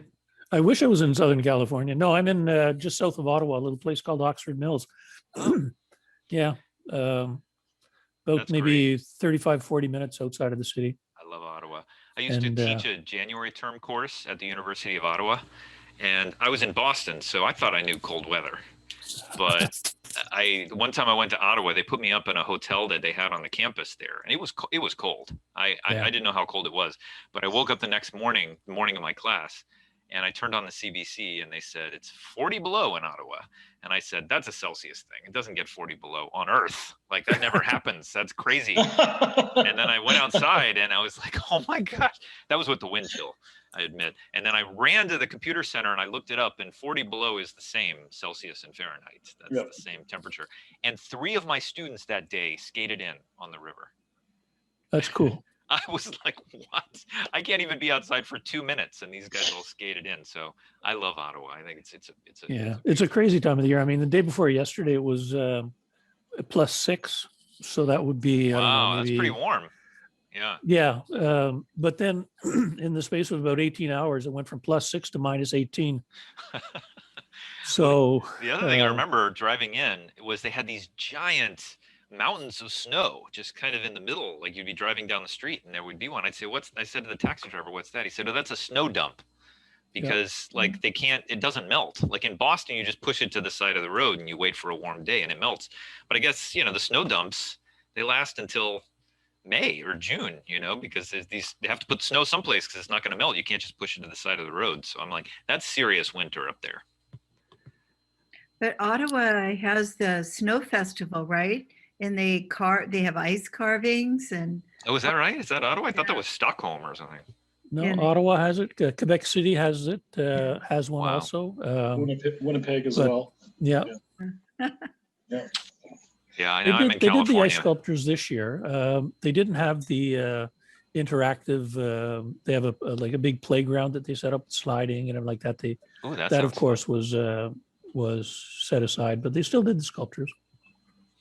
And the Rideau, the canal was open for skating. Oh, nice. Yeah. Yeah, I think the first time I went to Ottawa was in the summer, and I saw all these staircases going down into the river. I'm like, why are there so many staircases going down in the river? It didn't look like a very pleasant place to swim. I was very confused. And they said, no, it makes more sense in the winter, because don't they groom the ice on the river, right? So it's not, they have a huge, giant-sized Zamboni that shaves and waters the ice. Oh it's a monster. I saw pictures of it, and they go down onto the water with that, and they just like they do at a hockey rink. Amazing. See, that's why the Canadians kick our butts in hockey every year, because they're grooming their rivers in the winter with giant Zambonis. Yeah. We do okay in basketball too. Getting there. Getting there. I don't know if you have a Canadian LeBron yet, but Steve Nash. We had Kawhi for a little while. That's right. You did. I got to admit, he beat my Warriors. That's true. And Steve Nash, MVP twice. Good British Columbia boy. Yeah, that's a good point. That's a good point. Okay. The exception that proves the rule. Yeah. But that's it. And I think Kawhi was not born in Canada, is my guess. He was in San Antonio for a bunch of years before he made it up to Toronto. Well, they only hired him they only had him there for a season and a half, something like that. Something like that. Yeah, that's right. Yeah. Okay, let's see. Is Sheldon here? He's not here yet, but he's just sent me an email, so I'm sure he'll be joining in a second. He sent me his deck, so if he doesn't show up, I get to present it myself. Oh, okay. So we'll just give him a few more. Sheldon, are you here? I don't see him in the list. Actually, Brian faked me out this morning because I kept looking in my list for Brian Hutchison and he didn't show up. So I said, well, I guess Brian's not here. But then his name was G. Brian Hutchinson. So I was looking in the wrong place on the list. I didn't see him when he arrived. So anyway, I told Sheldon 2:45 West Coast time, so he'll be here soon. Oh, okay. Yeah, and I'm going to skip out now for a few minutes too. I gotta head out to the barn and take care of some chores with the horses. That'll take no worries, Herb. That's a great excuse. I'll be back before things close up. All right. See you in a bit. Wow, heading out to the barn to do some chores with the horses. That's pretty impressive. I don't know how many other people on this call could say that. Frank, are you still playing bagpipes? Yeah, my fellow that I was taking lessons from passed away, so I'm doing it on my own now, not as frequently as I should, but a couple of times a year I pull them out and we'll pipe at an event. I piped on Remembrance Day over Zoom. That's nice. So, yeah, and yeah, so every once in a while they get, you know, I hear them crying in the closet saying, "Pick me up, play me, play me." But well, I think I read that you have to play bagpipes, like they stiffen up, right? So you can't just let them sit for 3 years and then pick them up again. Yeah, and it's not the kind of instrument that you can just sort of pick up and start playing. You've got to warm them up and you've got to tune them, and it's a little bit of work, and you have to get your lungs ready for the work as well. Oh yeah, sure. Oh, and Dan just noted in the chat, Julia and he go out and see their horses every day, and it's not as romantic as it sounds. So still sounds romantic to me, but yeah, I've been out and I visited Dan's horses, so maybe Julia feels a little bit differently about it. Dan, she probably still sees the romance in going out and shoveling out the stalls, as the case may be. Okay. So Ethan, do you know what you're going to say for your wrap up? I was just thinking about it. I don't think I'm going to say very much. Well, people are going to be tired. I can already say it's been a 2-day marathon, but it's interesting. We've covered so many different topics. It's difficult to find the through line to all of it. So I don't envy you your task. Well, you said synthesize. Got to figure out what that even means, but make a couple of comments, couple of observations. Sounds good. Ethan, you're very good at picturing the future, so feel free to look forward instead of back. I think it really struck me as very profound today when we heard from leadership from the Indian government that they're rolling out through all their ministries ODR, and I just thought, right, professor sitting in his office named Ethan Katch in the 1990s had a vision, and look what's happening in the world. And while Massachusetts have some courts that are closed, some courts are open because they have their mind open to ODR and they're putting their priorities there. So it's exciting. So feel free. I try to say this once. I try to say this. I try to say this once every few months. Colin was involved with ODR as much as I was in the mid-60s. Not true. Mid-90s. That's not true. Yes. And I love that very much, Ethan. I will take credit for that. But you were writing about law and the information technology transformation of law a decade before I ever thought about that topic. So, and you were at the NCTDR conference in 1996 when I was still in the Peace Corps. So, it's true that 97, 98, 99, I started to bother you. I was an annoying grad student, hey, let's have lunch. Hey, let's talk. But you were definitely thinking. No, you were a friend of Janet Rifkin's. That's right. I knew Janet more than I knew you. That's true. Yeah. But then we used to have lunch. We lived in, Colin lived in the next town from us. That's right. So, over in Natick. Oh, in Natick. Huh. I lived in Natick and Ethan was in Needham. So we would meet at the Not Your Average Joe's in downtown Needham. It's out of business. It is? Oh, that's too bad. I like that place. Yeah. All right. Well, Sheldon has arrived, but he disappeared again. So how about I start introducing him? Maybe that'll bring him back to the camera. Ah, there he is. Hi, Sheldon. Oh, you're on mute, my friend. I be here? Great.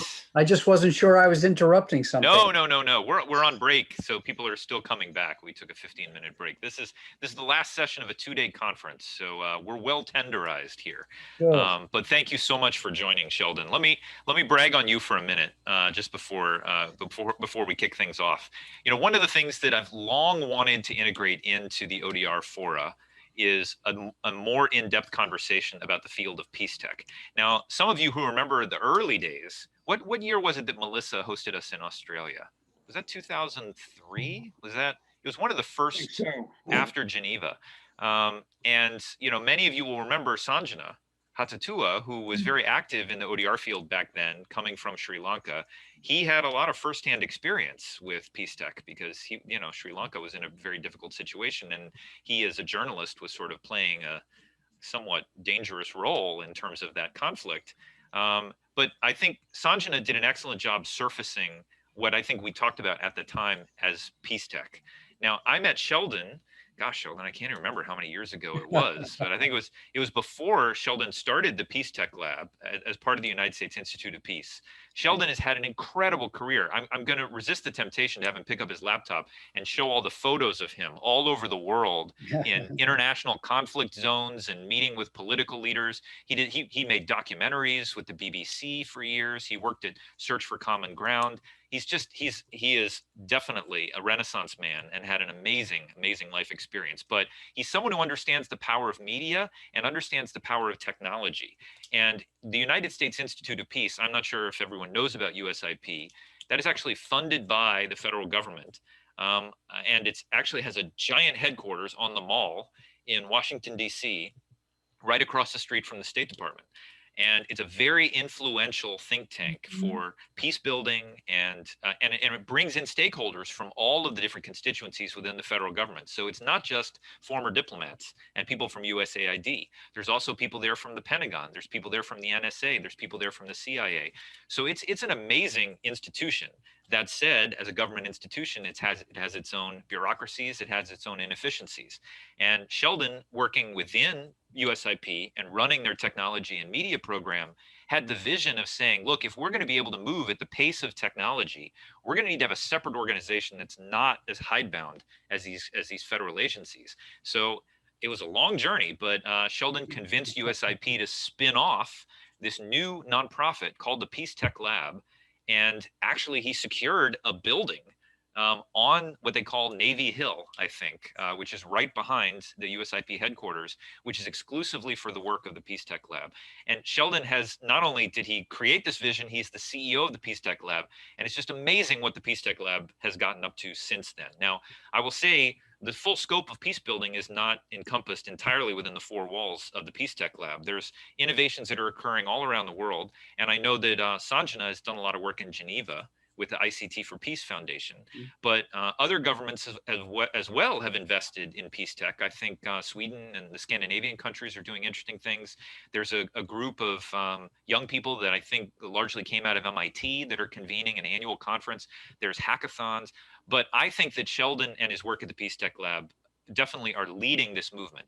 I think Sheldon has had the biggest vision for the creation of a new industry, the peace tech industry. Now, Sheldon, this conference is largely based around the publication of the second edition of a book called ODR Theory and Practice. And I know I shared my chapter for that book with you.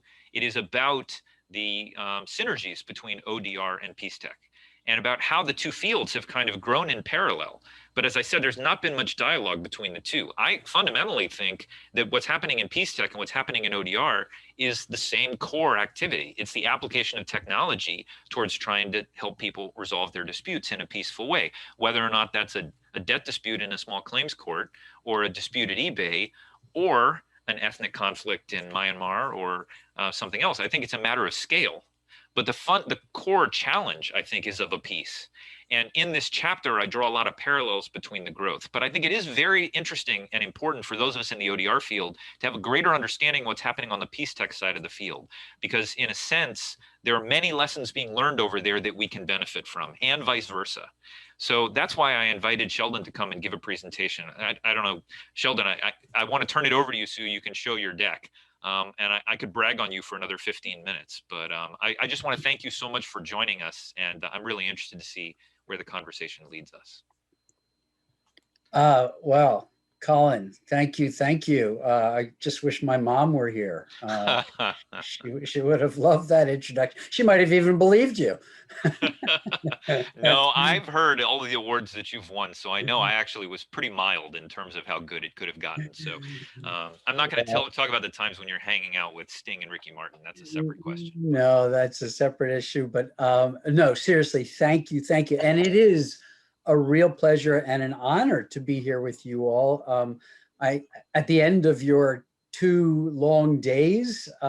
It means that you're either really interested in what we're going to talk about, or that Colin has somehow bribed you with something to do with happy hour. A little of both. I'm not sure. But in either event, I am the beneficiary. So thank you all for hanging on and being here. And I'm, as Colin said, you know, he introduced me. I'm the founding CEO of the Peacetech Lab. We spun out from USIP about 7 years ago.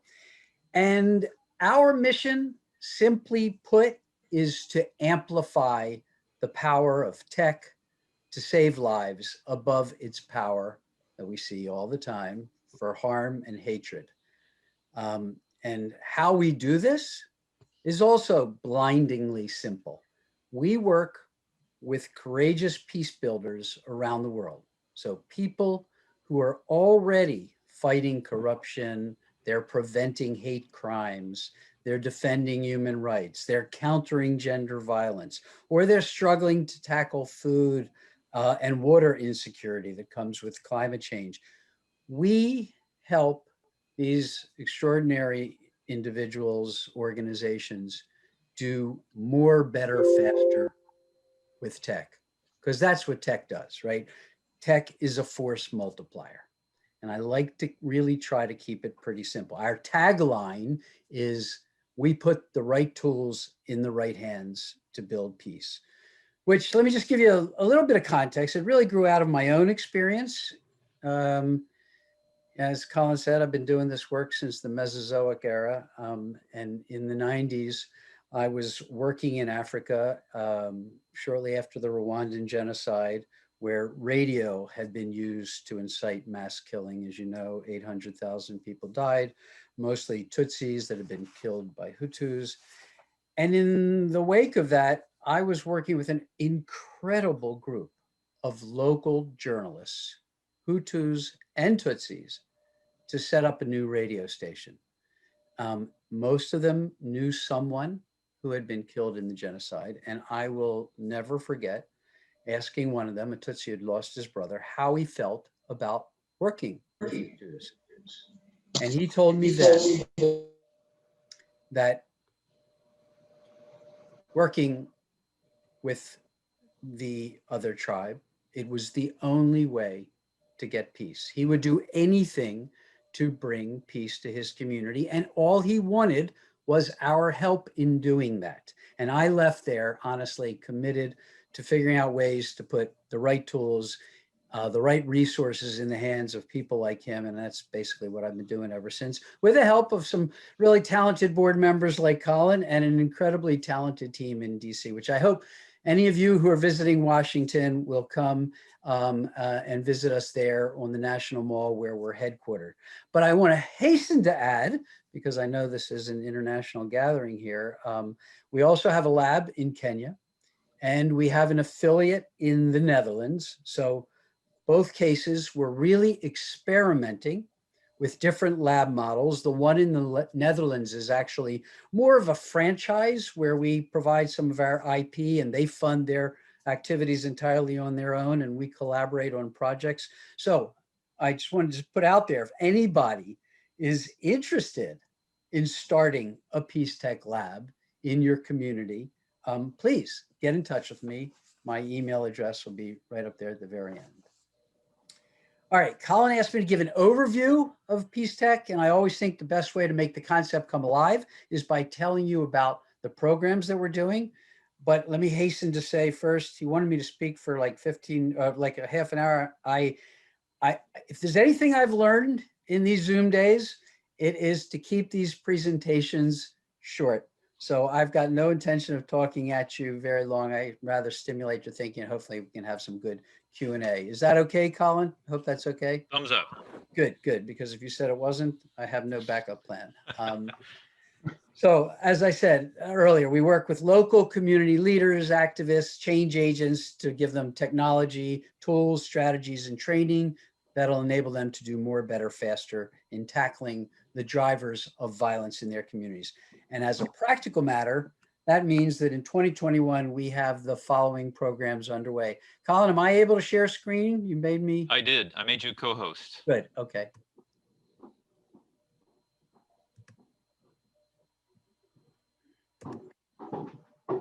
Perfect.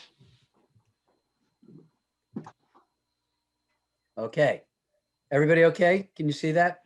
Looks great. Good. Okay, so let me walk you through our programs as quickly as I can, give you a real good sense of what we're working on in the lab under this giant rubric of Peacetech. So first program here is our COVID-19 violence tracker. Really this year, it's our flagship data program. We're working with a great consortium of partners, including companies like Mapbox, universities like Georgia Tech and Rongo University in Kenya, as well as the Digital 100 data group in Europe.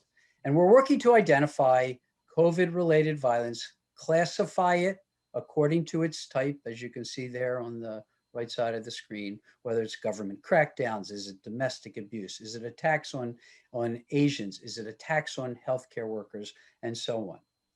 Now, this is really emblematic of our focus on data. At the lab, we have been thinking about, talking about, working on data for early warning of violence since day one.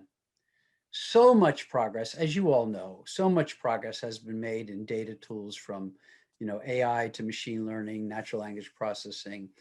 At the same time, as we have for the first time ever, real-time access to data about human sentiment, the DNA of conflict, the data that we can get from social media.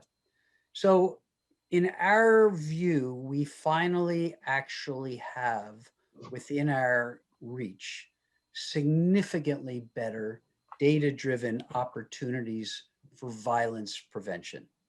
And the tracker here is designed to isolate COVID-related violence and to understand that phenomena. But by doing so, we're really trying to learn a great deal about how to isolate other drivers of violence, such as scarcity caused by climate change or election-related violence or gender-based violence and so on.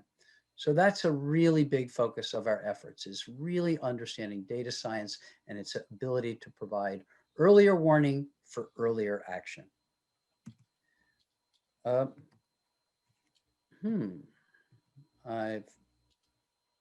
Okay. Hate speech. We've invested in another form of our data program. We've invested heavily in trying to understand online hate speech and its relationship to offline violence. So we've created these guides to hate speech now we're up to about 13 countries, from Yemen and Iraq to South Sudan, South Africa. Most recently, we're coming out with one in Ethiopia. As we all know on this call, online hate speech and of course, fake news posts that travel with the speed of electrons are undoubtedly inciting some of the real world violence. But we've learned by studying this that hate speech is actually in code. We know the social media companies with the most sophisticated AI and other tools are always struggling to keep up with the hate speech language. So we really have become somewhat of experts in breaking that code, and we work intimately with local experts to identify, to monitor, to catalog the terms, and then we provide these lexicons to local peace builders, local organizations who use them to intervene. And we also know that the social media companies are using them to inform how quickly what they decide to take down as well. Peacetech Exchanges. This is really our longest running program. For 7 years, we've been providing these tech training in tools and strategies now to as you can see there, over 1,500 organizations in over 25 countries. And this year, we added the United States to the mix with a special initiative called the Road to Equal Justice, where we're going to at least 16 cities across America with a series of workshops to empower citizens with these tools to accelerate and amplify their efforts for social justice. So far, we've provided training to over 70 nonprofits in Baltimore and Denver. Those are our first two cities. And what we've learned, it's really been interesting for us because what we've learned in these communities is completely consistent with what we've seen in fragile states around the world, believe it or not, that these local change makers are hungry first and foremost for techniques to gather, to analyze, and to visualize data so that they are not reliant on the data that they get from police, the data that they get from the media, or from the government. So we introduce some very simple survey tools to gather data. Kobo Toolbox is one of them you might have heard of. Or we may introduce them to a crowd mapping tool like Ushahidi that is dead easy for crowdsourcing data. In Iraq, again, to make it clear what we're doing here, in Iraq, we helped organizations that were already working to tackle corruption. We helped them with some really simple tools like Ushahidi to map, for the first time, attacks on journalists. Because if you're going to tackle corruption, you have to have a functioning media sector. In Kenya, we helped groups to use the same tool to prevent election violence by crowdsourcing reports of gang activities on election day and sending out interrupters who we'd partnered with to intervene before the violence. So that's our flagship program that's been going for now, honestly, almost 8 years. Which brings me to the fourth leg of the table, if you will, our work in peace media. For many years, we've all known behavior change communications is a very powerful tool for helping to cultivate a culture of tolerance and for helping to humanize the other. You know, it's exactly what they do in Sesame Street. Our children's television series in Iraq, made entirely, by the way, by Iraqi producers, just with our assistance. It ran for 7 years. You see it there on the top right. It ran for 4 years. It won the UNESCO Prize for Intercultural Dialogue. It was essentially a game show for teenagers, but it was so much more than that. It was the first time that many of these young people from different parts of the country ever came together to compete in mixed teams, boys and girls on these teams, Sunni and Shia on these teams. And the evaluations that we did of the kids' views towards the other, the evaluations we did before participating and after participating, the evaluations we did of the audience before they saw the series and after they saw the series, the numbers don't lie. They really did show some pretty significant changes in perceptions. Now, you know, do those changes in perception manifest 10 years later when these teenagers are adults? We also have some really compelling anecdotal evidence to suggest it does. We saw some of the kids that were in our reality television show, they really stepped up when ISIS was coming into their communities to try to be civic leaders. And this was like, 8 years later, and they had gone from being 14 years old to being 22 and 23, and they really were becoming leaders. So reaching millions of young people over a sustained period of time can be a very powerful influencer, not to mention a great source of hope in a very tough environment. And we do not underestimate the importance of hope, which is why we are in our 5th season of a radio drama we produce in South Sudan called Sawa Shabab. Again, all locally produced, but with our hope. But I mean, with our help, but it is a desperate situation in South Sudan. And we know from our surveys that how important this has been for, it's got like 90% name recognition in the country. So let me wind it up by saying, those are our 4 flagship programs for the year. They really are all aimed at equipping local communities with the tech, media, and data tools that help them do more, better, faster peace building. The bottom line for us, I think it kind of brings us back to where Colin got us started. The bottom line for us is that, hey, tech disrupts everything, whether that's finding vaccines in record time, or whether it's sending fake news around the world to millions of people with the push of a button. So we at the lab focus every day on figuring out how we can use tech to disrupt how we wage peace, how we can do it better. And we take this term lab in our title very seriously, which is one reason I'm so interested in your world of online dispute resolution, because I am certain we have not even begun to realize its potential in our work. So come on, Colin, help me out here. We got to get more of that. So the good news is, as you can see on this slide, right-hand side, we're not alone. Nearly every day, we meet another person or organization developing a clever way to use tech to prevent, to counter violence in their communities. And that's why, in Fast Company magazine, they called it a movement, which we never anticipated when we first coined the word Peacetech back in 2011. So join us, and I'll stop there, and we can talk more about it. That's great. And there's a lot of good questions. I have a bunch of questions that I want to ask you too, to kind of flesh it out, particularly some of the parallels between ODR and Peacetech.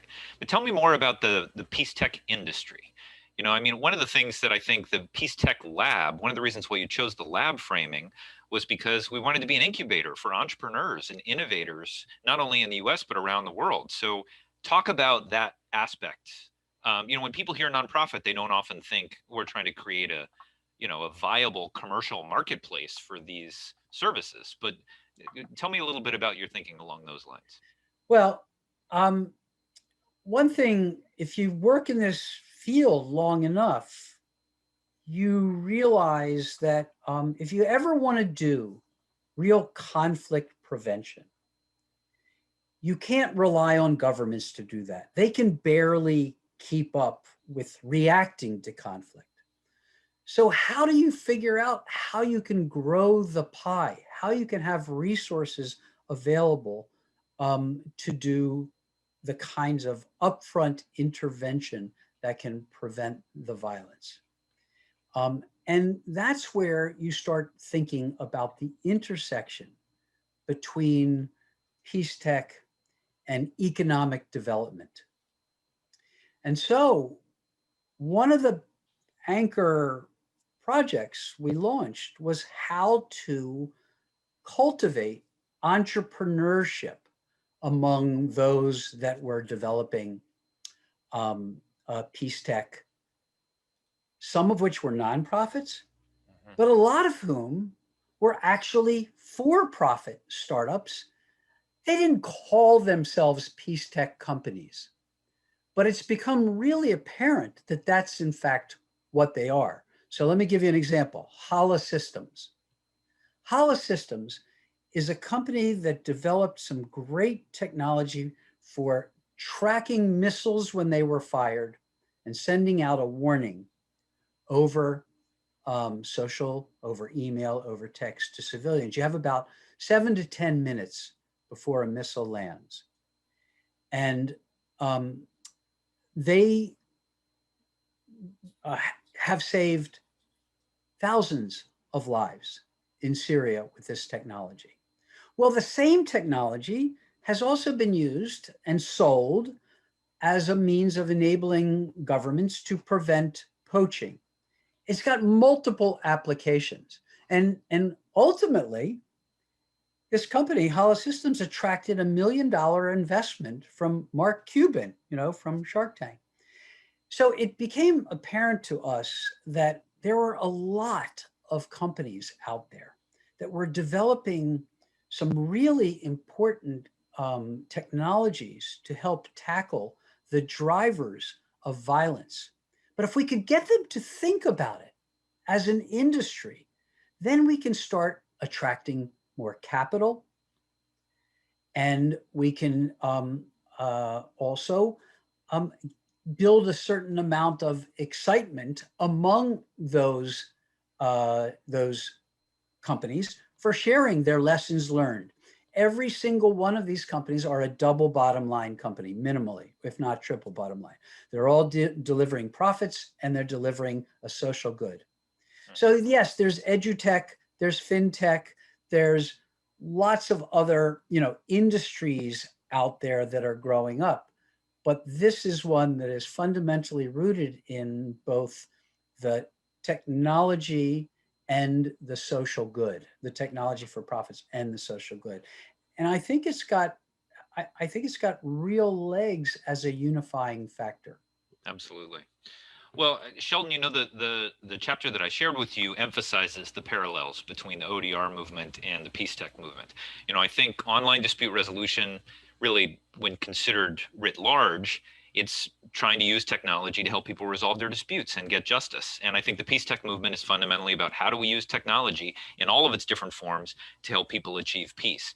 And I think one of the things that we have in the ODR field is we started out, literally the definition of ODR was the use of information and communications technology to help people resolve their disputes.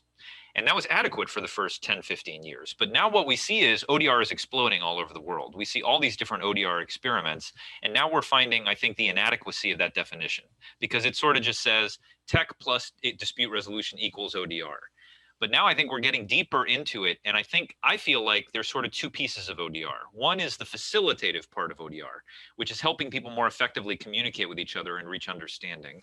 And the other side is the algorithmic part of ODR, which is as computers become more powerful, how can we leverage data? How can we leverage machine learning? How can we create essentially tools where machine intelligence can complement human intelligence, all with the same objective of helping people resolve their issues. Now, I see both of those components in the Peacetech industry too. I think there's a lot of work that is about that facilitative side, facilitating communication, facilitating understanding. But then the other side of it is also the powerful algorithmic engine as computers become more powerful. One of the things I wanted you to talk about was ground truth. That initiative of the Peacetech Lab, and what was the vision there, and essentially the importance of data and data collection at scale and in real time, and how that factors into peace building, but also how that also is part of the Peacetech industry. Yeah, so if I were showing that deck in 2019 or 2018, what the big data program of the year would be, it absolutely would have been ground truth. Sure.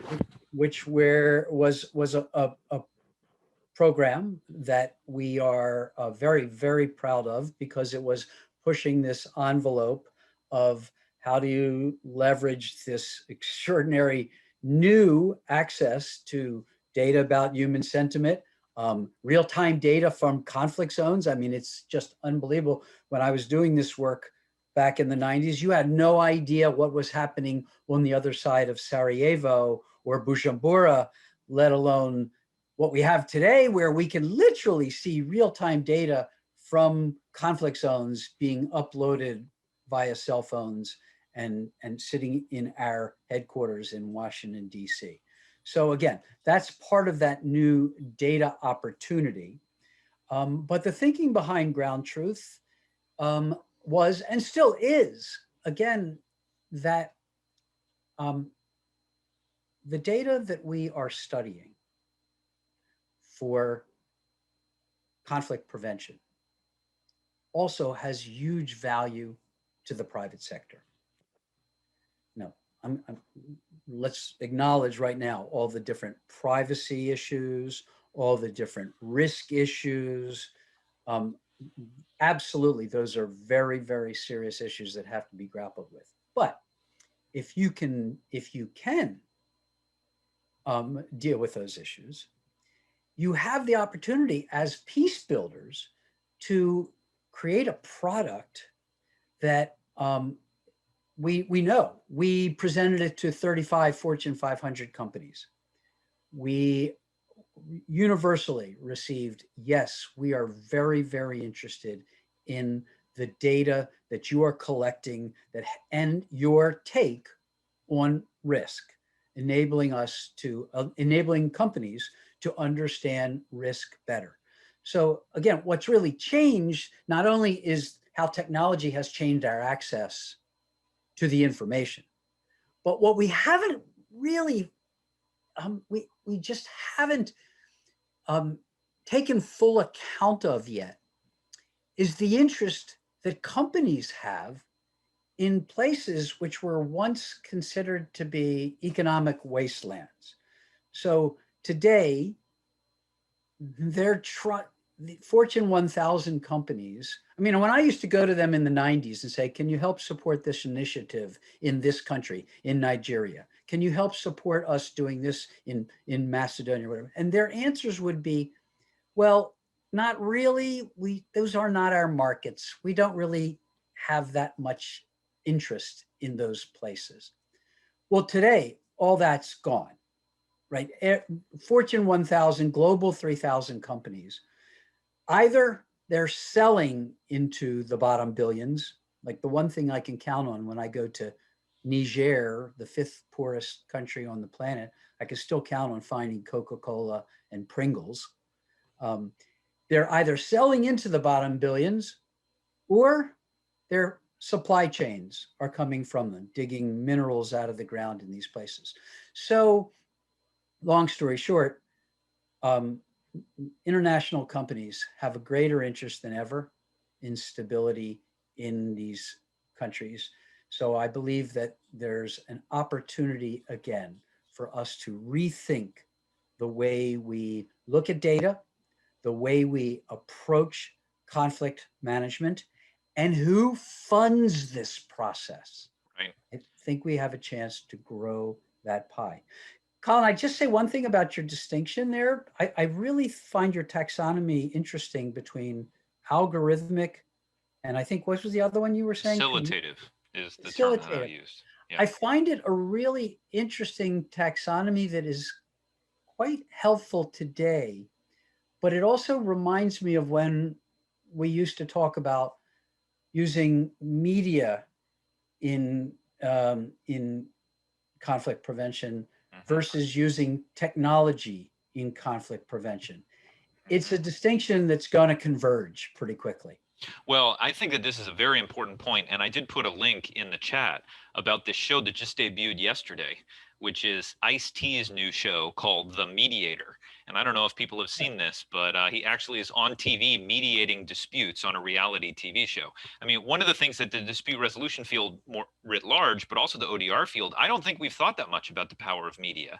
You know, when we talk about technology, I would say 99% of what we're talking about is the internet and its case management systems and its software and its filing cases and its mobile apps. But, you know, one of the things that I've learned from the Peacetech side is that media is enormously powerful. And if you want to change behavior for the long term, you've got to think about what the media strategy is. And I think that's something that the dispute resolution field has not been very effective at. But again, not to oversell what ground truth was and the importance of it, I think the Peacetech Lab has a data hub, and that's one of the visions of the building. And there's data that the Peacetech Lab has access to because they're connected to USIP. They're across the street from the State Department. They know people at the CIA. They know people at the NSA, but also private sources of data. All of this is pouring into this data hub in real time. And I remember the blogs and bullets work. I posted some of those links in the chat as well. This notion of, well, what can we do to digest blogs and Twitter posts and Facebook posts in real time, to do that sentiment analysis, to have the algorithms churning 24/7 and analyzing that and saying, because the USIP has a very sophisticated rubric for early intervention in conflicts. So if we can use this data and identify, wait a minute, something is happening in Algeria, something is happening in Myanmar, something is happening, and what can we do to do an early intervention and potentially change the dynamic to prevent conflict from breaking out? Because once violent conflict emerges, it's much harder to sort of bring things back. So I think that that's a fascinating concept. And when I talk about predictive analytics, you know, that's relevant in the ODR side of the field. That's relevant in judiciary. That's relevant in legal tech. But I think the Peacetech side of the field is far ahead of that in thinking about, let's absorb all this data and try and make sense of it. So I think that that's one of the reasons why I wanted to underscore the Ground Truth project. And I do agree, if we can create a financial business case for businesses that puts a price on the value of that information, to say, hey, we can give you some early indicators that something's running off the road in Niger, and that can save you potentially tens or hundreds of millions of dollars and thousands of lives for your people who are on the ground there. I think that that helps us make the business case for the investment in these tools. Because what's happening now is the people that are using technology for conflict exacerbating purposes are way ahead of the people that are using technology for conflict resolution purposes. So all of us are playing a little bit catch up because we haven't been able to price the value for the service that we're delivering in resolving these disputes and providing early intervention. So I think that that's one of the very interesting parallels between what we're doing in the two fields. So I want to just talk to you for the rest of the time, Shelton, but that's too mean. And we've had a lot of great points made in the chat. So let me surface some of these. One, Ethan asked, have you done any work with Ashoka? Well, yes, we know them. We haven't actually collaborated, Ethan. I mean, really aware of just the terrific program that they have. And there's actually a couple of people who are founders of other peace building organizations that have been obviously recognized as Ashoka Fellows. So we haven't done any direct collaboration, but I do a lot of collaborating with Ashoka Fellows. Mm-hmm. And in fact, sorry, Colin, our vice chairman of our board, Bernard Amadei, who is the founder of Engineers Without Borders, he is an Ashoka Fellow as well. Yeah, and the chairman of the board of the Peacetech Lab, Nick D'Onofrio, is the inventor of Watson. So, I mean, he's an amazing, super connected guy. He's a legend. Legend. But Engineers Without Borders is an incredible organization. Bernard's done amazing things with that. Yes. So what about Neve Shalom or Waham al-Salam in Israel, Oasis of Peace? Have you heard anything of them? Do you know any of the work? I know both Chuck and Claire were speaking about them. I don't know if Chuck or Claire, you want to provide a little more detail on what they do. Maybe they'll do so in the chat. Let me keep going here. Claire asked, how does the Peacetech Lab decide who and what to work with? And Leah, connected to that, Leah asked a question, because Leah's done a lot of work in Northern Ireland. She said, lasting peace also needs to include some groups that are furthest apart, including those engaged in violence. And does the Peacetech Lab ever work with members of those groups, either publicly or privately? So. Oh, Claire, why don't you provide a little more clarity around your question, and we'll let Sheldon respond. Sure. So just quick bit of background on Neve Shalom. So they work with youth on the border of Israel and Palestine, and they run a camp there. And their whole purpose is to help children from different cultures to begin to respect the values of a different culture. And they have created just some of the most beautiful standards for working together, as well as different types of media that are just fascinating to look at.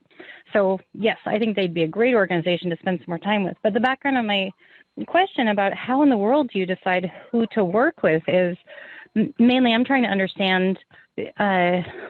I'm sure there must be so many people that would like to work with you. So what standards have you set up for making that decision about where are you going to invest your time? Well, Claire, I really, really honor that question because, I mean, there is such a connection between, organizations like Neve Shalom, who I'm familiar with. We're living in a world of 1,000 flowers blooming. There's so many organizations out there doing terrific work. And when you ask how we decide, I'd be the first one to admit we've been deciding in a very opportunistic fashion. Now, and by that I mean, I have to pay the staff to make sure I have to pay the rent for this magnificent building and so forth. So a lot of our determination criteria has to do with how, if there's funding, who the funder is, and so forth. But that's not going to get us to where we need to go. That is not going to get us to strategic conflict prevention. Like, we will never be able to act on those signals that we're getting from the data if we don't figure out, again, how do we grow that pie?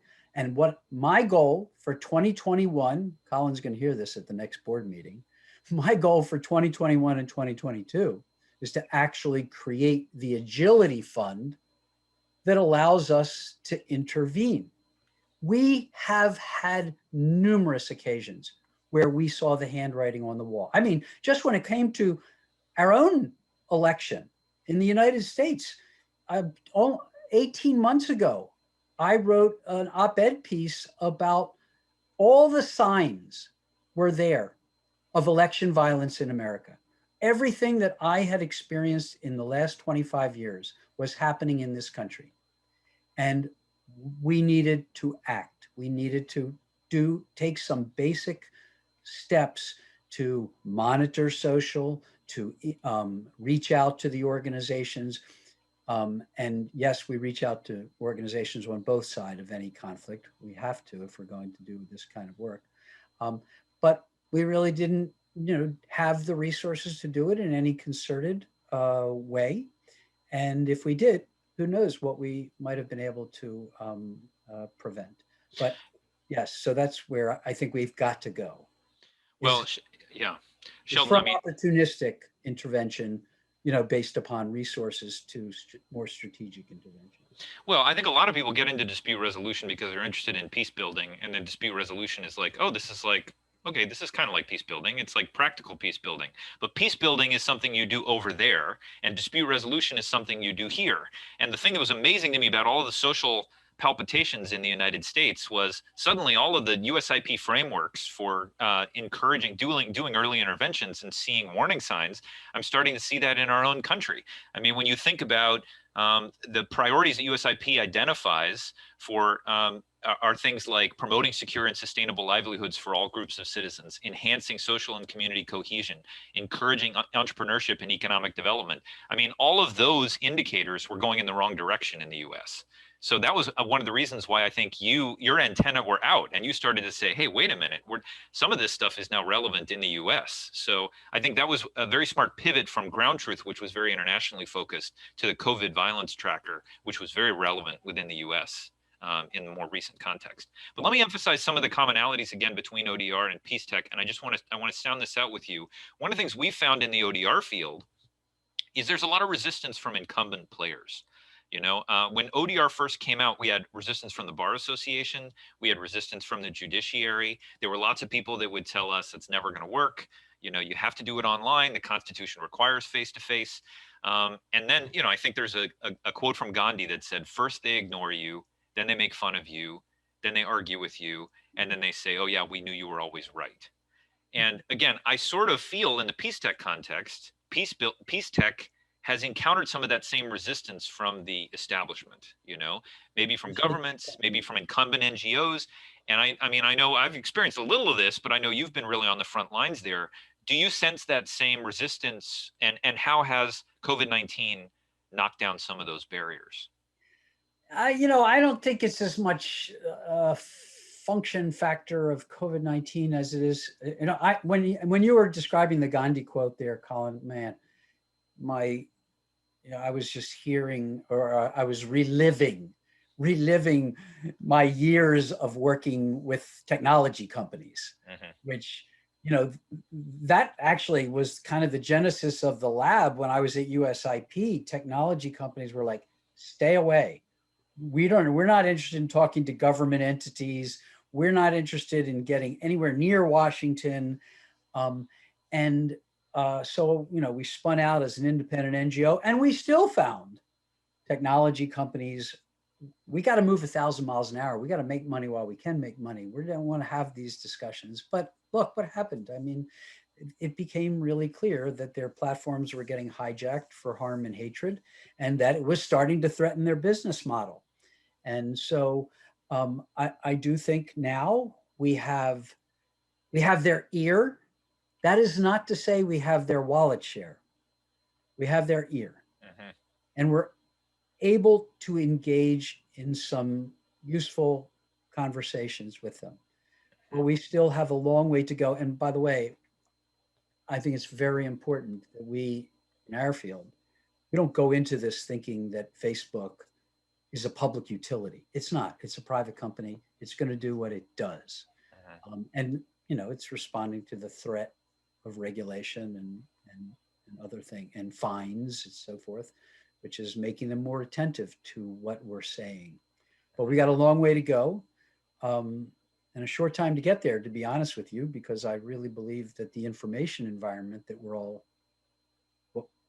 struggling with, the fact that, you know, disinformation, misinformation, fake news is the currency of the realm these days. It's almost becoming accepted. Is, in my view, personally, I believe it's an existential crisis on the level of climate change, pandemics, because I don't see us being able to deal with those kinds of borderless global problems unless we establish some sort of standard for what is a healthy information environment. Absolutely. Yeah, I mean, there was an editorial, I think in the New York Times today, talking about how can we improve, you know, the ability of people, countries around the world to distinguish fake news from real news. You know, how can we create, you know, positions within government that are established to combat some of this, because I think it's a growing problem. It absolutely is. Another challenge we have in the online dispute resolution space is quantifying and measuring the benefits that our initiatives deliver, and trying to figure out what are the KPIs that can indicate we intended to have this beneficial impact, we had the beneficial impact, and even putting a dollar value on that. And I think in Peacetech, this is even more of a pronounced challenge. You know, how is it that the Peacetech sector thinks about measuring impact and then representing that impact to people so that they can get sort of an ROI or a cost benefit analysis for the investments they make in the space? So it's a really important question, obviously, because, you know, I sit in front of funders. Sometimes it's the Department of Defense, for example. A good example. You sit in front of the DoD and you're asking for $100,000 to do X, Y, or Z. And they're looking at me and saying, sure, can you tell me how you're going to measure your impact on peace building in Niger with this $100,000 grant we're giving you to do X, Y, or Z? And I look at them and I go, well, I will tell you how I'm going to measure my impact on peace after you tell me how the $8 trillion, how did you measure the impact of the $8 trillion you spent in Afghanistan and Iraq on peace building? Help, you know, it's almost ridiculous because the dollars are so small that we're spending in the peace building space. Sure, sure. That said, I'm a big believer in measuring. You've already heard me pounding on the table about data. We have to, because a dollar spent on what I'm doing on the media sector, or a dollar spent on, you know, enabling communities with tech tools, could have been a dollar spent on something else. So we have to be able to evaluate carefully. And I think we can. I know we can. I mean, it's not easy, but I can practically draw a straight line in several countries between technology expenditures on elections and dramatic reductions in violence around those elections. We've absolutely focused our attention on how to create early warning for election day violence, and it has succeeded.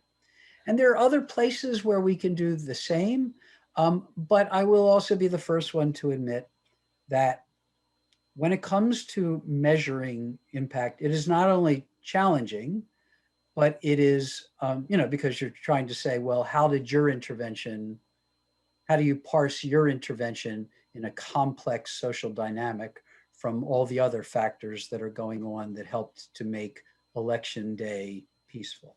It's a challenge, but I also believe we don't really, we haven't invested the kinds of resources that are actually needed to get at state-of-the-art, randomized controlled testing when it comes to peace building initiatives and other things. Well, I remember when we were talking with Lynn Wells a few years ago, we were talking about the US government was trying to combat, I don't remember, it was either Al-Qaeda or ISIS or something in Syria. And one of the things that they did was they flooded it with cell phones. Like they just started giving away cell phones to people. And these weren't fancy iPhones. These were like old Nokias. But, and then they started to say, well, how can we use these cell phones to promote civil society? Like what would be a way? It's almost like they gave out the technology and then they tried to, well, what can we do with the technology now that we've given it out?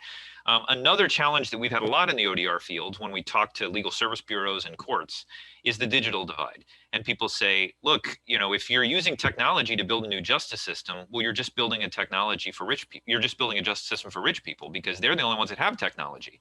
Now, I think the mobile revolution has changed a lot of that. And if you look at places like Kenya with M-Pesa and things like that, it's amazing what people can do, even with the old Nokia phones. Like you don't need a fancy whatever iPhone X in order to get value out of the technology. But this is still a remaining concern in the US. And when we present to legal service bureaus, they're reluctant to put any of their resources into technology because they feel like it's going to exacerbate the have and have not problem. Now, you talked about the bottom billion. There's still, we talk about the unjustest in the world. Richard Susskind said it's more than 50% of people in the world don't have access to a functioning justice system. So the same thing can be true in some of these peace building efforts. I know India and China are now giving out cheap tablets to students because they don't want to pay for the textbooks. So some of the transforming economies, I think they're crossing that divide. But when I think about Eritrea, it's still where it was 30 years ago. The vast majority of kids have never gotten their hands on an electric device, and they probably won't. So how is this happening in the Peacetech space? I mean, is there a lot of talk about the digital divide and finding ways to cross that chasm? What's the current state of the art? Yeah, no, I mean, I think you really described the situation already pretty clearly. I mean, we are very, very aware in places where we work that there is network issues, there's hardware issues, and so forth.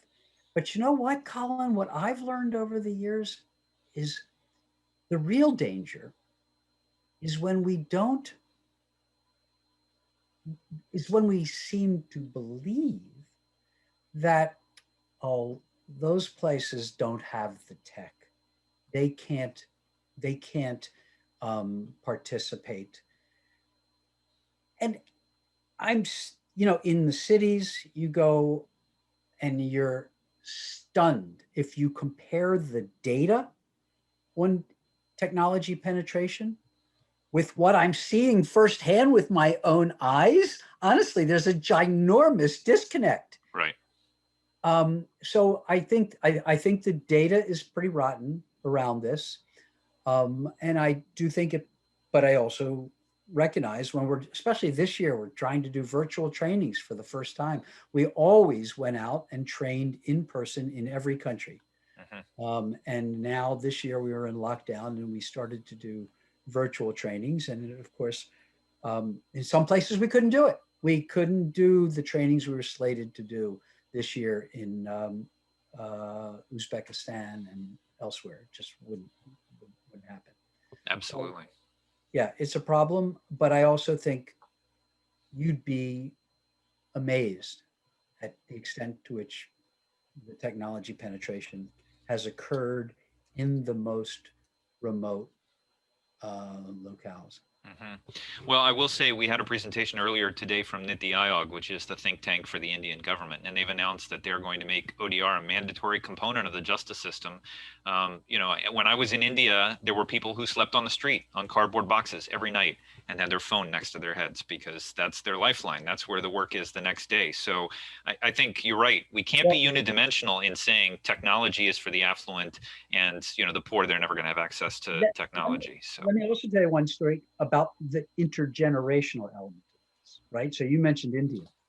We were doing a training on countering gender violence in Mumbai. We had 50 organizations here, and in walks a group of 3 13-year-old girls. from the Dharavi slums of India, one of the poorest places on the planet. They come in with their mentor, and he plugs in his laptop and puts up on the screen a presentation that the girls, 3 13-year-old girls, who they present the mobile app that they had designed. They had downloaded the MIT free app maker. They had worked on a shared laptop with a mentor. They had created a mobile app to counter gender violence. You push one button on the phone, it sounds a loud alarm, it sends a message to your network, anybody you've put on your network, and it locates you. These are 13-year-old girls from the Dharavi slums. Mm-hmm. Now that just tells you, like, you know, the old Wayne Gretzky skate to where the puck is going to be. That's where the world is going, folks. This generation is incredibly savvy and connected with their tech and making things happen.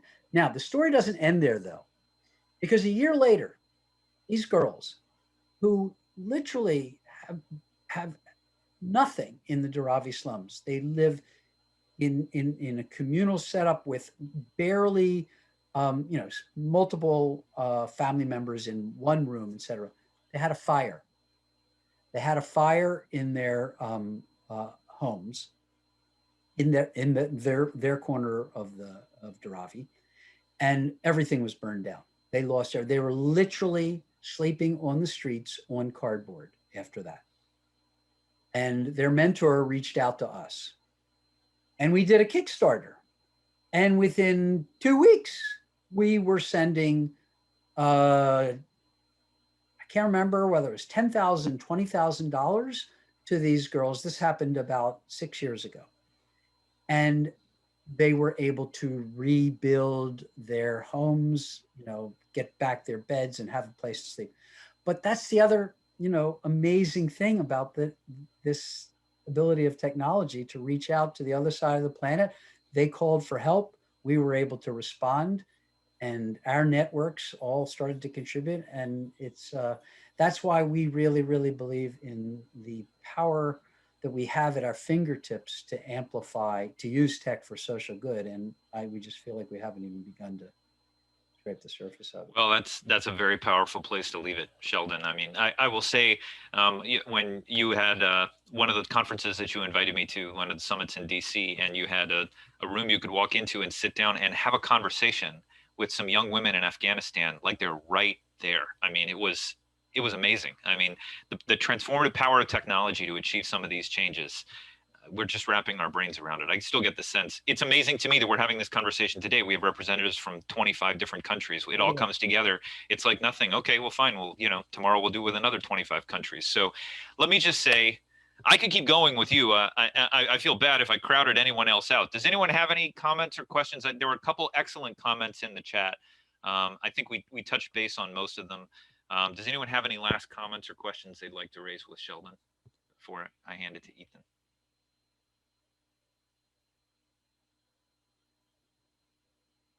Graham, do you have something you wanted to say? Yeah, I fear, Sheldon, I've just got one question. It might be that the answer is, weren't you listening to my talk? Well, apologize, but I wasn't, and I've just got back in late. I've been in and out all day, but just very interested in see. I get the organization and what you're involved in. I just wondered if you were aware of another organization called Mediators Beyond Borders International, which I've joined. You do. That was what I wanted to say, because they get a lot of funding through Rotary International and a lot of their peace conflict projects. Yeah. I have given a talk to them, and I think there's another one coming up, but you work with them, you know of them. Good. I think I actually introduced the CEO of MBB to Sheldon, and they had a wonderful conversation because they've got a lot of friends in common. So Exactly. Yeah. Great organization. Good. Yeah. I just wanted to, in case you hadn't wanted to make the link, that was all.